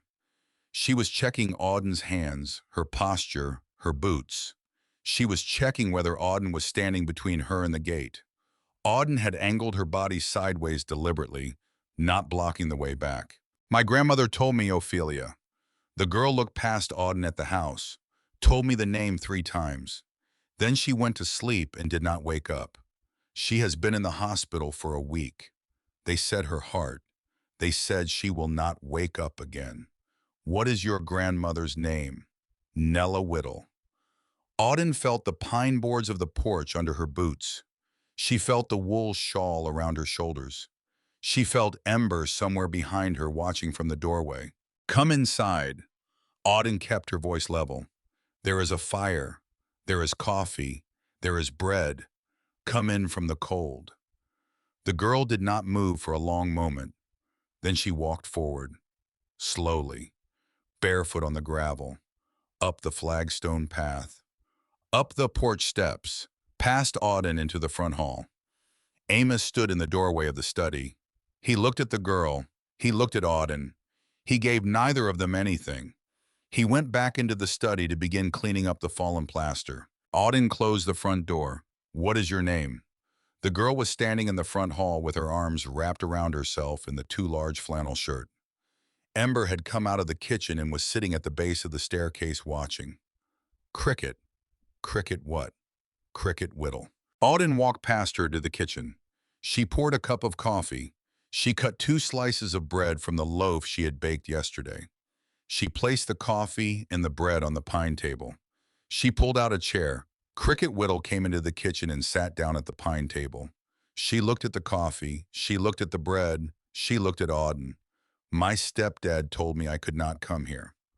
Okay. He told me if I came here, he would. She did not finish the sentence. She did not need to. Auden sat down across from her. She did not push. She had learned enough from watching her mother across kitchen tables to know some sentences you did not push a girl toward. You waited. If she wanted to finish it, she would. If she did not, you let it stand unfinished, and you fed her. Cricket picked up a slice of bread. She ate it slowly. She took a sip of the coffee. Her hands were small and cold, and there was dirt under her fingernails, and she ate with the particular carefulness of a girl who had learned food was not a thing to be trusted. Outside in the study, Amos began scraping the wet plaster off the floor with a flat shovel. The sound came down the hall, patient and unhurried. Ember jumped up onto the pine table and settled beside Cricket's elbow. Cricket, without seeming to decide to do it, reached out and put one hand on Ember's back, and Ember stayed where she was. Auden watched them. The walls remember, she thought. Everything else just forgets. This is what the walls have been remembering for. Outside the kitchen window, the August morning burned off toward noon, and somewhere down the gravel track, a truck was coming up the road that Auden did not yet recognize. And inside the house, a fallen beam was braced, and a plaster job had failed, and a lockbox with $308,000 in its future was open on the dresser, and a girl with a bruise on her jaw was eating bread at the pine table with a gray tabby cat on her elbow. And none of it was over. Not yet. The truck that came up the gravel track that noon belonged to Fenella Tull. Auden heard it before she saw it. A slow engine careful over the wooden footbridge gearing down to first as the driver picked her way across the rotted planks on the north side of each board. Amos was in the study cleaning up the fallen plaster, and Cricket was still at the pine table with Ember on her elbow. And Auden went to the front door and opened it, and stood on the porch and watched a rust-red Ford pickup, 20 years old, at least pull up to the gate and stop. Fenella Tull got out. She wore the same wire-rimmed glasses and the same silver bun. She had changed out of her courthouse cardigan and into a heavy oatmeal work shirt and dark corduroy pants and rubber galoshes over her walking shoes because she had apparently decided to drive up a gravel track that no sensible person drove in her second-best clothes. In her left hand, she carried a manila envelope thicker than the one Prentice had given Auden in the reading room. In her right hand, she carried a small wooden box the size of a bread loaf. She opened the gate. She walked up the flagstone path. She stopped at the bottom of the porch steps. You are Auden Hollister. Yes. I have been the courthouse clerk for 11 years. Before me, it was a woman named Coralinda Whittle, who was Cricket Whittle's great-aunt. Before her, it was a man named Otis Braddock. Otis witnessed your great-grandmother's second will in 1998, 3 days before she died, and he brought me a copy of the file when he retired in 2015. He told me to keep it in a locked drawer and not to open it until a Hollister woman came to Bramble Hollow, And if that happened, to make certified copies immediately and bring them here. Along with this, she held up the wooden box, the trust receipt from Halston First Federal, filed with the courthouse in 1985, also in the drawer for 11 years. She waited on the flagstone path. She did not come up the steps. Auden came down. She took the manila envelope in her left hand. She took the wooden box in her right hand. She looked at Fenella Tull across the 6 feet of flagstone that separated them, and she gave her the only thing that made any sense at that moment. Thank you. Fenella nodded once. She turned to go. She stopped halfway back to the truck. She looked back. Emmett Braddock in Frankfurt, Otis's son. He has been waiting for this call since 2015. His father made him promise. There is a number in the envelope. He will make time when you call, any hour. Then she climbed into her truck. She backed it down the gravel track 15 yards until she reached a place wide enough to turn around, and she rolled back down toward County Line Road, and Auden watched the rust-red Ford disappear around the bend past the wooden footbridge. She carried the envelope and the wooden box back into the kitchen. She set them on the pine table beside where Cricket was still eating bread. Cricket looked at the envelope. She looked at the wooden box. She looked at Auden. Is that about my grandmother? I do not know yet. Will you tell me if it is? Yes. Cricket nodded. She went back to eating. Auden opened the manila envelope. Inside were certified copies of the second will, the deed to 340 acres, in the trust instrument at Halston First Federal. All 3 documents Auden already had in the lockbox on the dresser, but now they were stamped, notarized, filed, and dated with a Halston County Courthouse seal that Fenella Tull had pressed into the wax herself. They were legal. They were on record. They were not something Prentice Coldwater could make disappear by tearing up a piece of paper. She opened the wooden box. Inside the wooden box were 12 envelopes, cream-colored, old, numbered on the outside in Ophelia's slanted hand from 1 to 12. Below the numbers in the same hand the years: 1987, 1988, 1989, down through 1998. One envelope for every year of Ophelia's life after she had opened the trust account. Beneath the 12 envelopes rested a 13th, unnumbered. The paper was slightly whiter than the others, newer. On the outside in Ophelia's hand, one word: Cricket. Auden set the 13th envelope aside on the far edge of the pine table without opening it. She did not know yet how she was going to give it to Cricket. She only knew she was not going to open it in front of the girl and read it out loud without having read it first herself. And she was not going to read it herself with Cricket sitting 3 feet away. Later, she opened envelope number 1. March 3rd, 1987. To my great-granddaughter, whoever you are. If you are reading this, it means you have come to Bramble Hollow and you have found the compartment beneath the study floor, and you have opened the lockbox with the iron key from behind the east chimney, and Emmett Braddock in Frankfurt has confirmed the trust is yours. You have my house. You have my land. You have the mineral rights. You have $308,000 in a bank in Halston County that you did not know existed until this week. I am writing these letters because I do not know what year you will find them. I do not know your name. I do not know your face. But I know you will be a Hollister woman who did not marry a man who would take, and I know you will have come to Bramble Hollow when the men on the other side of the family thought they were sending you into ruin. They were not sending you into ruin. They were sending you home. Auden set the letter down. She read the second envelope, then the third, then the fourth. Cricket had finished the bread. She sat watching Auden read, dark eyes, patient hands folded in her lap. Ember lay curled on the pine table between them, one paw tucked under her chest. Each letter was short, a page, sometimes a page and a half. Ophelia wrote about the season in which she had written the letter. The bramble roses in bloom. The autumn, the walnut trees had all dropped their nuts on the same weekend. The winter of 1993, when the pipes had frozen and Ophelia had thawed them with a hairdryer she borrowed from Marnie Vantrell. And in each letter, one paragraph of advice. The kind of advice a great-grandmother writes for a great-granddaughter she will never meet. Do not fix the east wing roof until you have money to fix it properly. A patched roof will fail again. A properly repaired roof will hold for 80 years. The pump in the pasture goes dry in August of drought years.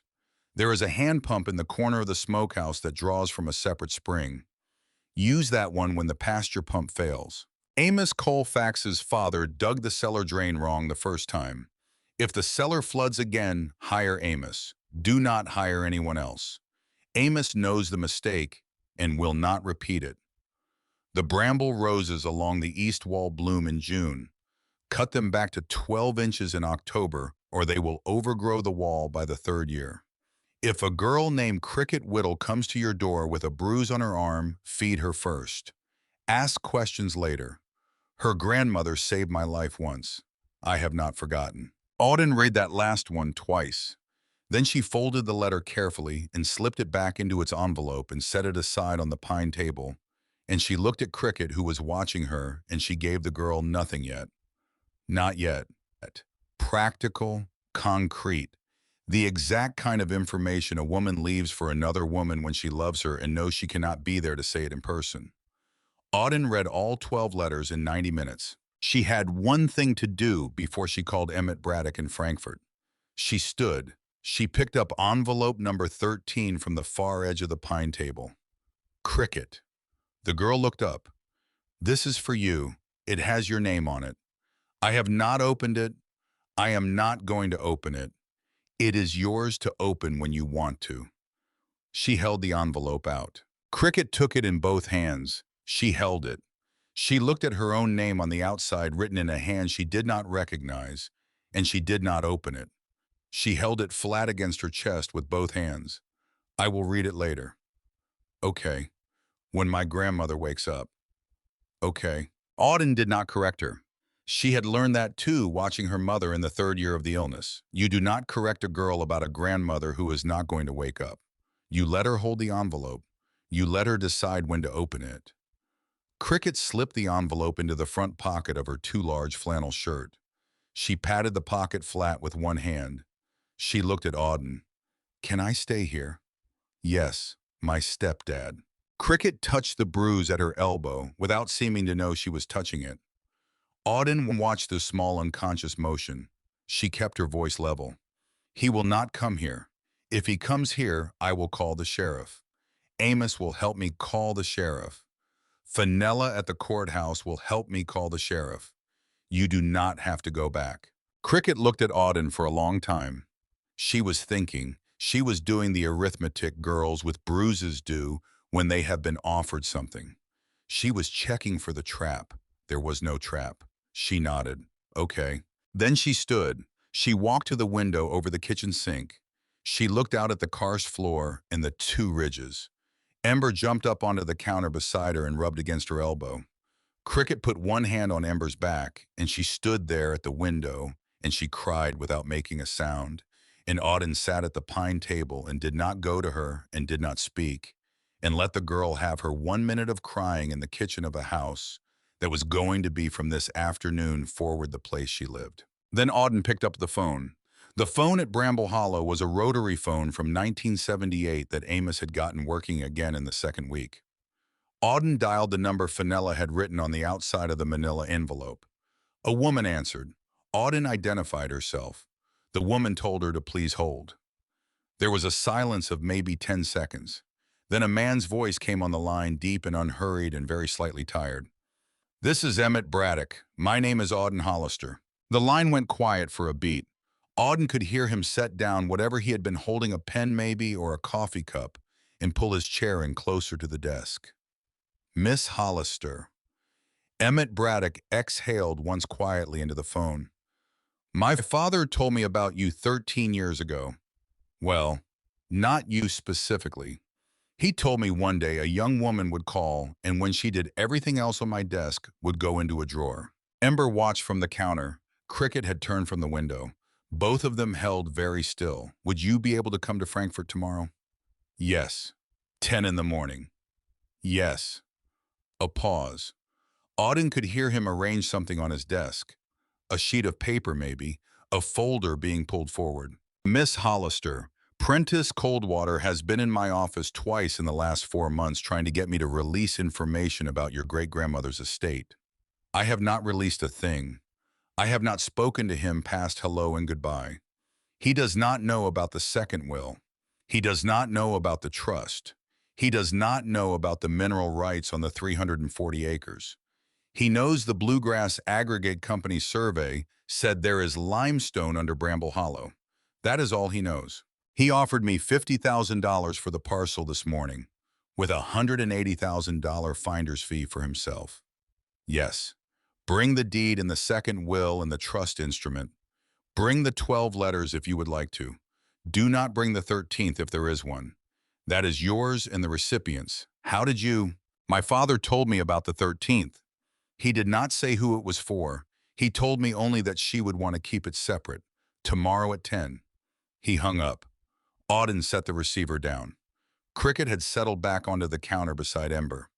Ember purred against her elbow, folded into a compact loaf.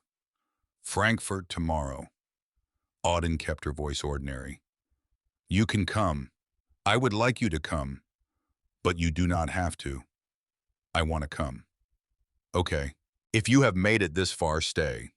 Because what she finds next is the reason I wanted to tell you this story. The next morning, Auden drove Amos's borrowed pickup to Frankfurt with Cricket in the passenger seat in the manila envelope from Fenella on her lap, and Ophelia's charcoal shawl around her shoulders.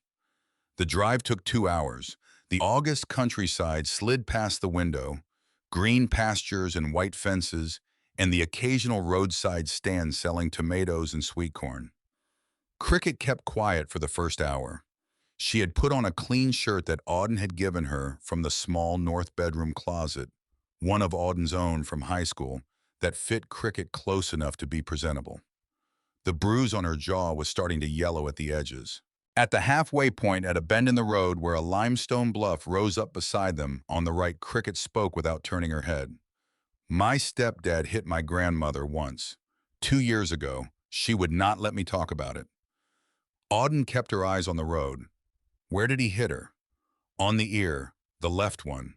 She could not hear right after that. Where is he now? At the house. He does not know I came to your place. He thinks I ran off to my cousin's in Winchester. Does your cousin in Winchester know you did not go there? He does. He would not tell my stepdad. He does not like him either. Auden considered this. She kept driving. After a mile, she asked her one more question. What is your stepdad's name? Lloyd. Lloyd Barrow. Auden filed the name away for the sheriff conversation she was going to have when they got back to Halston that afternoon. Emmett Braddock's office was on the second floor of a limestone building on Main Street, 2 blocks from the state capitol. He met them at the door of his office himself. He was 58 years old, tall, thin, in a gray suit that had seen 20 years of Kentucky courtrooms, and did not care what anyone thought about it. He had his father's eyes, which Auden did not know until Fenella told her later, but which she recognized on sight anyway, because they were the eyes of a man who kept promises. He shook Auden's hand. He shook Cricket's hand. He led them into a paneled office with a heavy oak desk and a wall of bookshelves and 2 leather chairs positioned in front of the desk. The window behind him looked out at the Capitol dome, gray in the morning light. A brass desk lamp cast a small circle of warmer light onto the leather blotter, where his fountain pen rested at a precise angle to a legal pad. He read the documents Auden had brought. He read them slowly. He made notes on the legal pad with the fountain pen. He asked Auden 3 questions, each concrete, each about a date. He pulled his father's original file from a locked cabinet in the corner of the office, and he cross-referenced 2 signatures. Cricket sat very still beside Auden, the whole time hands folded in her lap, watching Emmett read, as though watching him would change the outcome. He set the fountain pen down. The second will is valid. The deed is valid. The trust is valid. The mineral rights on the 340 acres belong to you. The trust balance at Halston First Federal, as of the last statement I have, is $307,942. It will release to you within 10 business days once we file the paperwork here in this office. The mineral rights on the property cannot be sold or leased without your signature. Any agreement Prentice Coldwater has signed with Bluegrass Aggregate Company, representing himself as administrator, with authority over the parcel is void. It has been void since 1998, though he did not know it. He paused. I would like to invite Mr. Coldwater and his grandfather to a meeting in this office tomorrow. Would that be acceptable to you? Yes. 10 o'clock. You may bring anyone you like. I will bring Amos Colfax. Emmett Braddock nodded. That is fitting. The next morning at 9:40, Amos and Auden and Cricket sat in the two leather chairs, and the third chair Emmett had brought in, and waited. Amos wore a clean oatmeal-colored work shirt and dark corduroy pants, and his beard trimmed close, and he sat in the third chair with his hands folded in his lap and did not speak. Cricket sat next to Auden with the 13th envelope from the wooden box still in the pocket of her borrowed flannel shirt unopened. Auden had brought one thing extra, a jar, a small jar of rose hip jam that she had found in the cellar the day before on a shelf above the standing water, still sealed with wax, the label written in Ophelia's hand. Bramble Hollow, October 1997. The jar sat on Emmett Braddock's desk beside the deed in the second will and the trust instrument. Prentice Coldwater arrived at 10:02. He came in with Wendell, who moved slowly on a cane he had not been using the day at the courthouse, and a lawyer from Frankfurt in a slightly better suit than Emmett Braddock's. Prentice wore charcoal wool again, the gold watch chain across the waistcoat, pomade in the hair. He was Auden observed for the first time exactly the kind of man who would dress for a meeting he thought he was going to control. I saw Auden. He saw Amos. He saw Cricket. He saw the jar of rose hip jam. His face went still. Emmett Braddock stood behind his desk. Mr. Coldwater, please have a seat. This will not take long. Prentice sat. Wendell sat. Prentice's lawyer sat. Emmett remained standing. He picked up the second will from the desk. He read it aloud. He read every word. He read the passage about Vesta having married a man who would take. He read the passage about Lorraine having married a man who would take.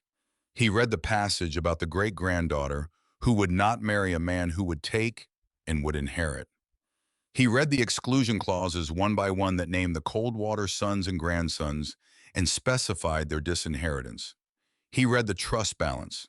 He read the deed to 340 acres. He read the clause on mineral rights. Then he set the will down. The room was silent. A pen rolled slowly across the desk of Prentice's lawyer and came to rest against the leather rim of the blotter. Nobody moved to stop it.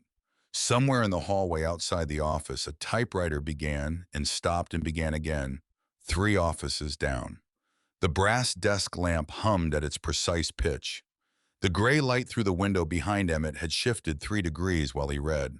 Wendell Coldwater sat very still in his chair. His pale, watery blue eyes were fixed on the far wall. He was not looking at Emmett. He was not looking at Auden. He was looking at nothing or at something that had happened a long time ago or at a woman he had known briefly in the summer of 1968 and had never spoken about again. Prentice sat forward, his mouth opened.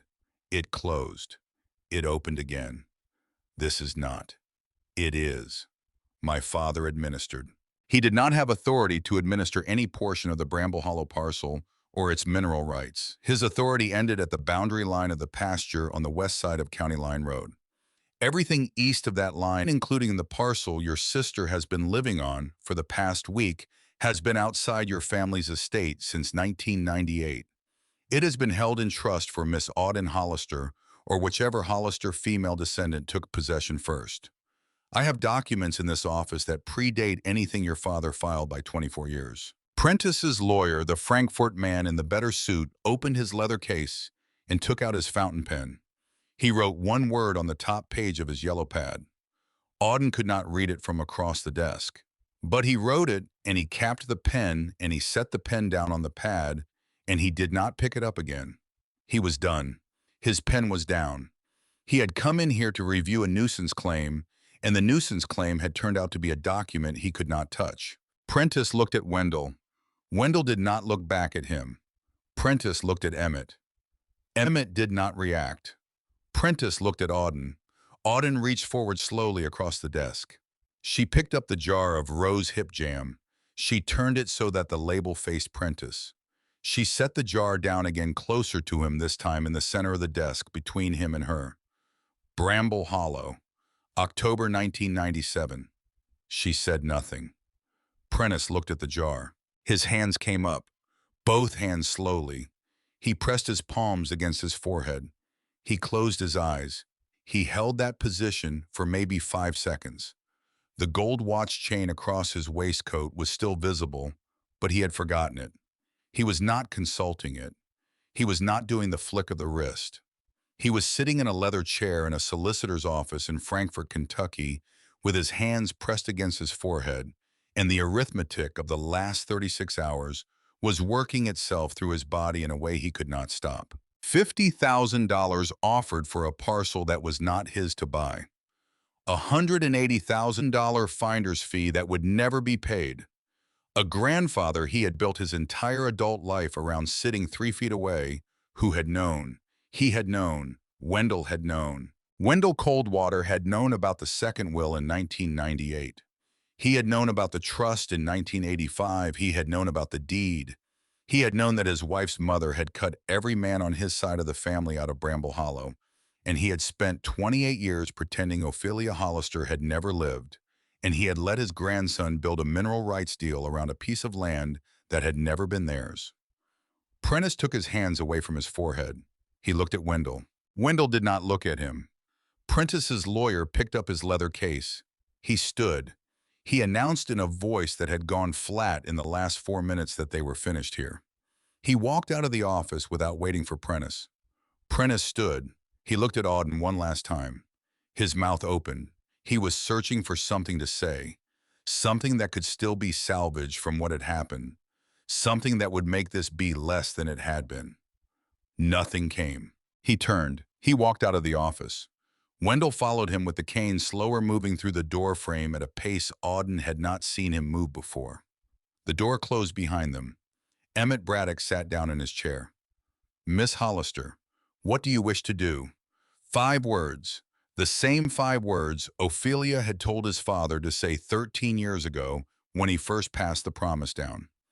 Auden looked at the jar of rose hip jam on the desk. She picked it up. She held it in her lap. I want my house repaired. The walls remember. Everything else just forgets. They drove back to Bramble Hollow that afternoon. Cricket slept most of the way, curled against the passenger door with the envelope from the wooden box still in her front pocket. Amos drove. Auden sat between them with the manila envelope of certified copies on her lap. Nobody spoke. There was not anything to say. The August afternoon burned off toward evening, and by the time they crossed the wooden footbridge over Bramble Creek, the sun was low over the west ridge, and the karst floor of Bramble Hollow was in shadow. That evening, Auden called the sheriff's office. She gave them the name Lloyd Barrow and the address in a short description of what she wanted done. The sheriff's deputy who took the call was a woman named Marta Hensley, whose great-uncle, it turned out, had received $120 from Ophelia in 1974 to replace a tractor tire. Marta Hensley did not mention this. She only listened. She said she would drive out to Lloyd Barrow's place personally in the morning and explain the situation to him, and if he came within 100 yards of Bramble Hollow House, she would arrest him on a restraining order Auden could have filed by end of business Monday. Auden thanked her and hung up. The trust released 6 days later, not in one lump sum. Emmett Braddock had structured the release into 3 tranches spaced 90 days apart to protect the money and to give Auden time to make decisions. The first tranche came to just under $100,000. It was more money than Auden's mother had earned in 11 years at the Halston Diner. It was more money than Auden had ever seen at once. She sat at the pine table with the deposit slip in her hand, an ember on the windowsill, and Cricket at the counter making a peanut butter sandwich. And she looked at the number and she thought about the small squares. The first small square was the east wing roof. Amos brought in 3 men from over near Blackford County. Roofers. They worked for 3 days stripping the failed sections down to the joists, laying new felt, installing standing seam metal that would hold for 40 years. Auden paid them in cash on the 3rd afternoon. She paid Amos too over his objection, though he did not object hard enough for her to stop. The second small square was the study ceiling. This time they mixed the lime plaster stiffer exactly as Amos had said they would. This time it held. The third small square was the cellar. They pumped it out over 2 days with a gasoline pump Amos borrowed from a man whose grandmother owed Ophelia a favor from 30 years ago. Auden went down the cellar stairs for the first time on the third afternoon with an electric lantern Amos had also borrowed, and she stood on the cold limestone floor and looked at the shape she had seen from the top of the stairs a week ago. It was a wooden chest, cedar, small, set on a limestone shelf built into the north wall of the cellar. Above the standing water line, dry all these years. Auden opened it. Inside were quilts, 12 of them, hand-quilted, folded, protected in cedar for what looked like decades. Auden lifted the top one out. She unfolded it in the electric lantern's light. It was a pattern she recognized. Intersecting diamonds, deep blue-green stitching against a charcoal wool ground. The same pattern that ran along the border of the shawl Marnie Van Trell had brought her on the first afternoon. At the bottom corner of the quilt, in the same slanted hand as the ledger, 3 stitched words. For the granddaughter. Not the great-granddaughter, the granddaughter. Auden refolded the quilt slowly. She lifted the second one out. Same pattern, same stitched words at the corner for the granddaughter. Ophelia had made 12 quilts for Lorraine. 12 quilts for her granddaughter, whom she could not visit, could not write to, could not send a birthday card to, because Vesta and Wendell had made it clear that Ophelia was not part of that family. 12 quilts made across 20 years folded into a cedar chest in a cellar of a house Lorraine would never enter. Lorraine had never met Ophelia. Lorraine had died at 49 of cancer without ever having known the great-grandmother who had made her 12 quilts. Auden sank onto the limestone floor of the cellar with the second quilt across her lap, and this time she cried. Just a little, just enough to acknowledge what she was holding. Then she stood and she folded the quilt, and she put it back in the cedar chest, and she closed the chest, and she carried the electric lantern back up the cellar stairs. She would carry the quilts up later. She would put them on the beds. She would sleep under a quilt her great-grandmother had made for her grandmother in a house her great-grandmother had bought for her great-granddaughter, and she would understand every night for the rest of her life that the walls remember and everything else just forgets. Then on a Tuesday morning in late August, people started arriving. A man came first, heavy-set, 60 years old, wearing a blue chambray work shirt and jeans. He drove a flatbed truck up the gravel track and stopped at the front gate. The bed of the truck was stacked with oak boards. Quarter sawn. Good stuff. Enough to refloor the dining room where the boards had been pulled out for firewood decades ago. He did not come up to the porch. He unloaded the boards himself, stacking them beside the front gate, and when Auden came out to meet him, he was leaning against the tailgate, wiping his forehead with a bandana. "Ma'am, you are Ferncliff, Elias Ferncliff's grandson, Roland." He tucked the bandana into his back pocket. "Your great-grandmother paid my grandfather's apprenticeship at the sawmill in 1971. He was 22 years old, and his father had died, and there was no money. She wrote a check on a Cincinnati bank for $412. She would not let him pay her back. He told me about it on his deathbed. That was 31 years ago. Grandfather has been gone 31 years. But the check was 55 years ago, and the debt has been 55 years unsettled, and today I brought the boards." He looked at the stack of oak, no charge. Then he climbed into his truck. He drove back down the gravel track. Auden did not stop him. She stood at the gate for a long time and looked at the stack of oak boards, and then she went inside. A widow came on Thursday, Mrs. Georgia Ashenden, 81 years old, tiny wispy white hair, wearing a house dress and a shawl. She walked up the gravel track from County Line Road on her own 2 feet, and she stopped at the front gate, and she held up a basket. "2 dozen eggs. My hens are laying good. Come inside, Mrs. Ashenden." "No, thank you, honey. I will not stay. I only came to tell you your great-grandmother gave the deposit on our farm in 1985. $40. My husband had been trying to save it for 2 years and could not. She wrote it out on the same Cincinnati bank check. She would not let us pay her back. I made pie for her every Sunday for 8 years until she died. She never once said a word about the money to anyone else, just gave it and moved on. She set the basket down on the flagstone path. You look like her, honey. You have her eyes. Then Mrs. Ashenden turned and walked back down the gravel track toward County Line Road, and Auden watched her go, and she did not follow her, and she did not call after her, because Mrs. Ashenden had said what she had come to say. Marnie Van Trell came last. She arrived on Sunday afternoon in the same dark green cardigan and silver locket. She carried nothing that Auden could see at first. She stopped at the front gate. Auden was in the front yard, kneeling beside a small hole she had just dug in the ground near the porch steps. Amos had told her that morning the earth beside the porch was the right kind of ground for a rose. She had dug the hole with a spade she had found in the shed.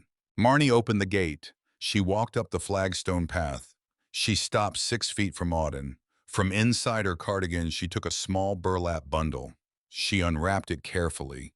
Inside was a rose cutting, thorned, dormant, 3 nodes of new growth showing at the top. Bramble rose. From the row Ophelia planted along the east wall in 1972. I took a cutting the year she died. I have kept it alive in a clay pot in my kitchen for 28 years. It is time it went home. She knelt down beside the hole.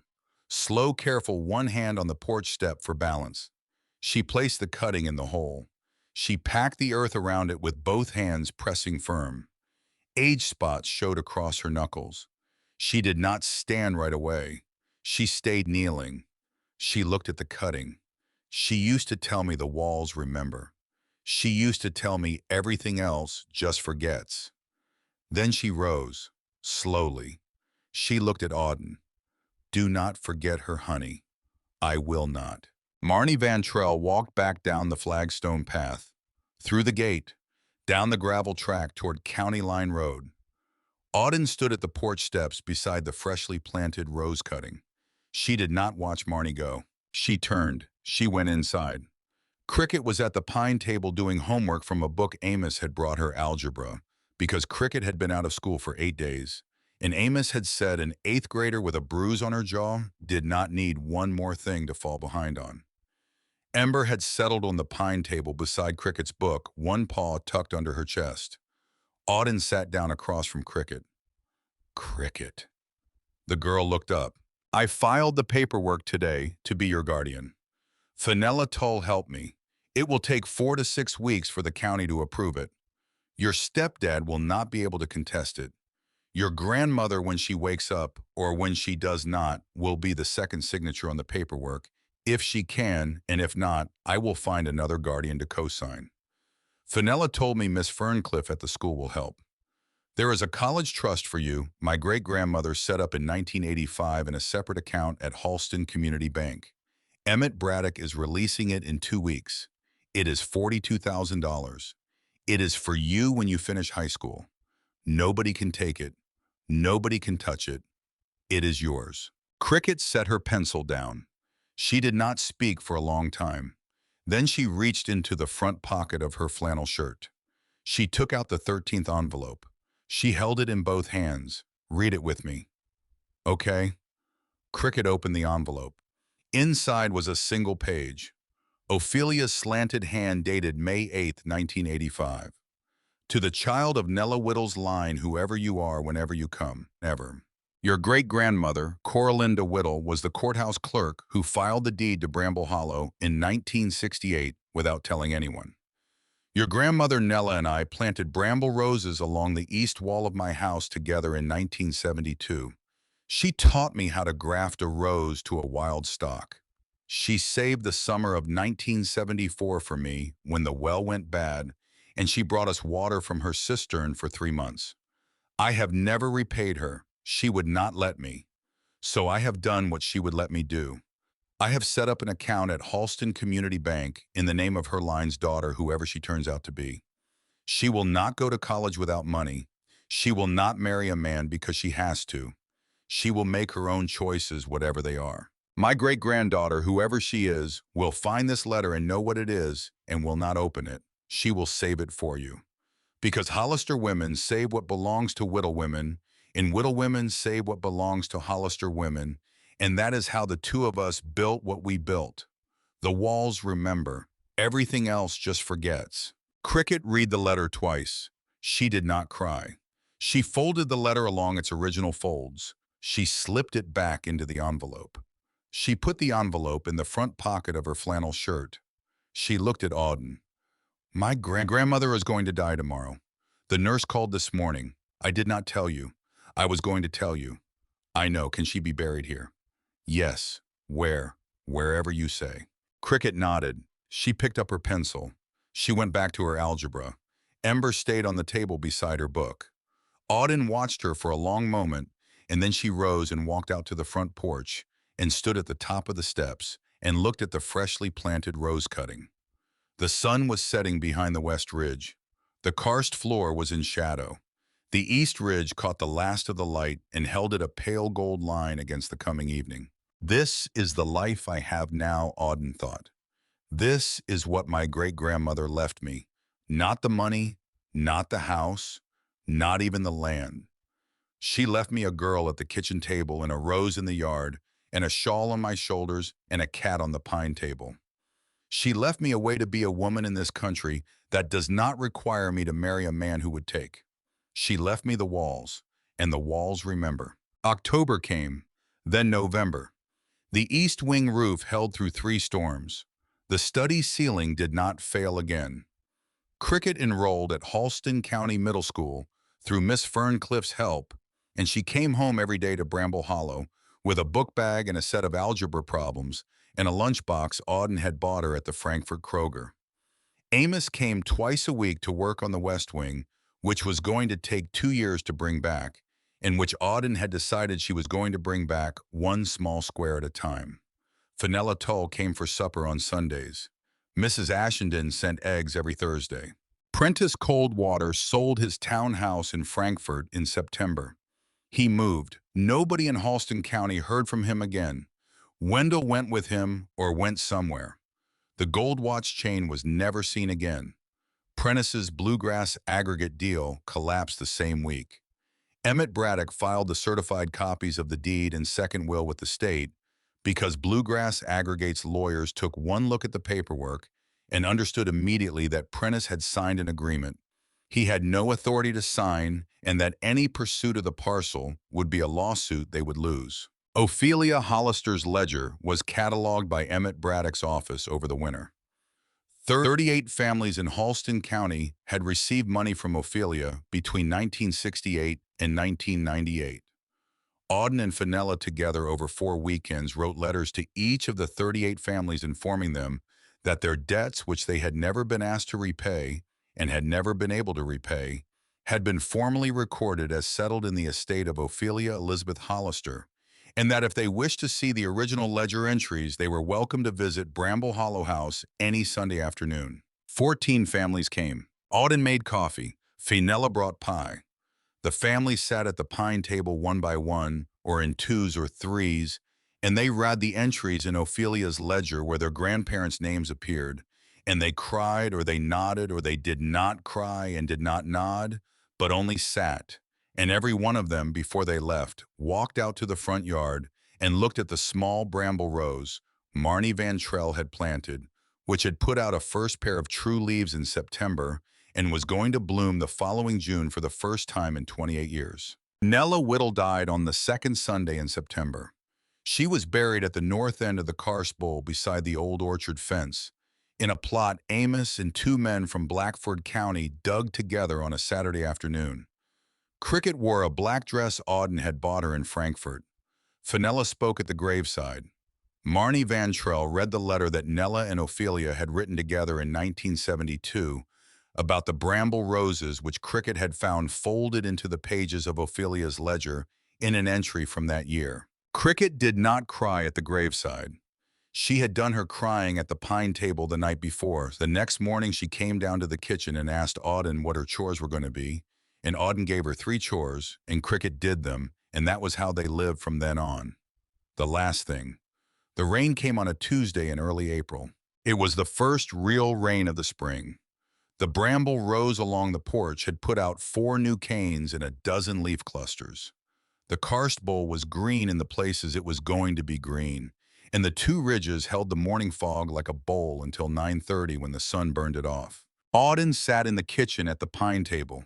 She had a cup of black coffee and a piece of bread and butter, and she was rereading the 8th of Ophelia's letters, which she had begun rereading in order the first week of April because she wanted to know them by heart. Ember lay curled on the windowsill. Cricket had left for school 40 minutes before walking down to the wooden footbridge where Amos would pick her up in the truck to drive her the rest of the way in. A truck came up the gravel track. Not Amos's truck, a different one. Auden heard it before she saw it. She stood. She walked to the front door. She opened it. A woman stood at the gate. She was maybe 24 years old. She wore a thin coat wet through at the shoulders. She held a single canvas duffel bag in her right hand, the strap frayed. She stood at the gate with the rain coming down around her, and she looked up at the house, and then she looked at Auden on the porch. She did not speak. Auden walked down the porch steps, across the flagstone path, through the gate. She stopped 6 feet from the woman, exactly the distance she had learned to keep from a girl on unfamiliar gravel with unfamiliar shoes. She looked at the duffel bag. She looked at the coat. She looked at the woman's face, which was thin and tired and very carefully not showing anything at all. The brass skeleton key on its leather cord caught the gray April light at Auden's throat. Ophelia's charcoal shawl was around her shoulders. She spoke the thing Ophelia had written on the first page of the first journal in 1968, the thing Auden had read aloud to Cricket on a night in November when Cricket had asked her what the motto meant, the thing Marnie Van Trell had said out loud in the yard 6 months ago while planting a rose. The walls remember. Everything else just forgets. Come in from the cold. The woman at the gate did not answer. She did not need to. Auden stepped aside from the gate. The woman walked past her up the flagstone path, up the porch steps, into the front hall of Bramble Hollow House. Auden closed the gate behind her. The rain kept falling. Ember watched from the kitchen window. Somewhere down the gravel track a mile away, Marnie Van Trell was on her front porch drinking coffee, and she looked up at exactly that moment and she smiled, and she did not know why. She did not need to know. The walls remembered. Everything else forgot. The cycle continued.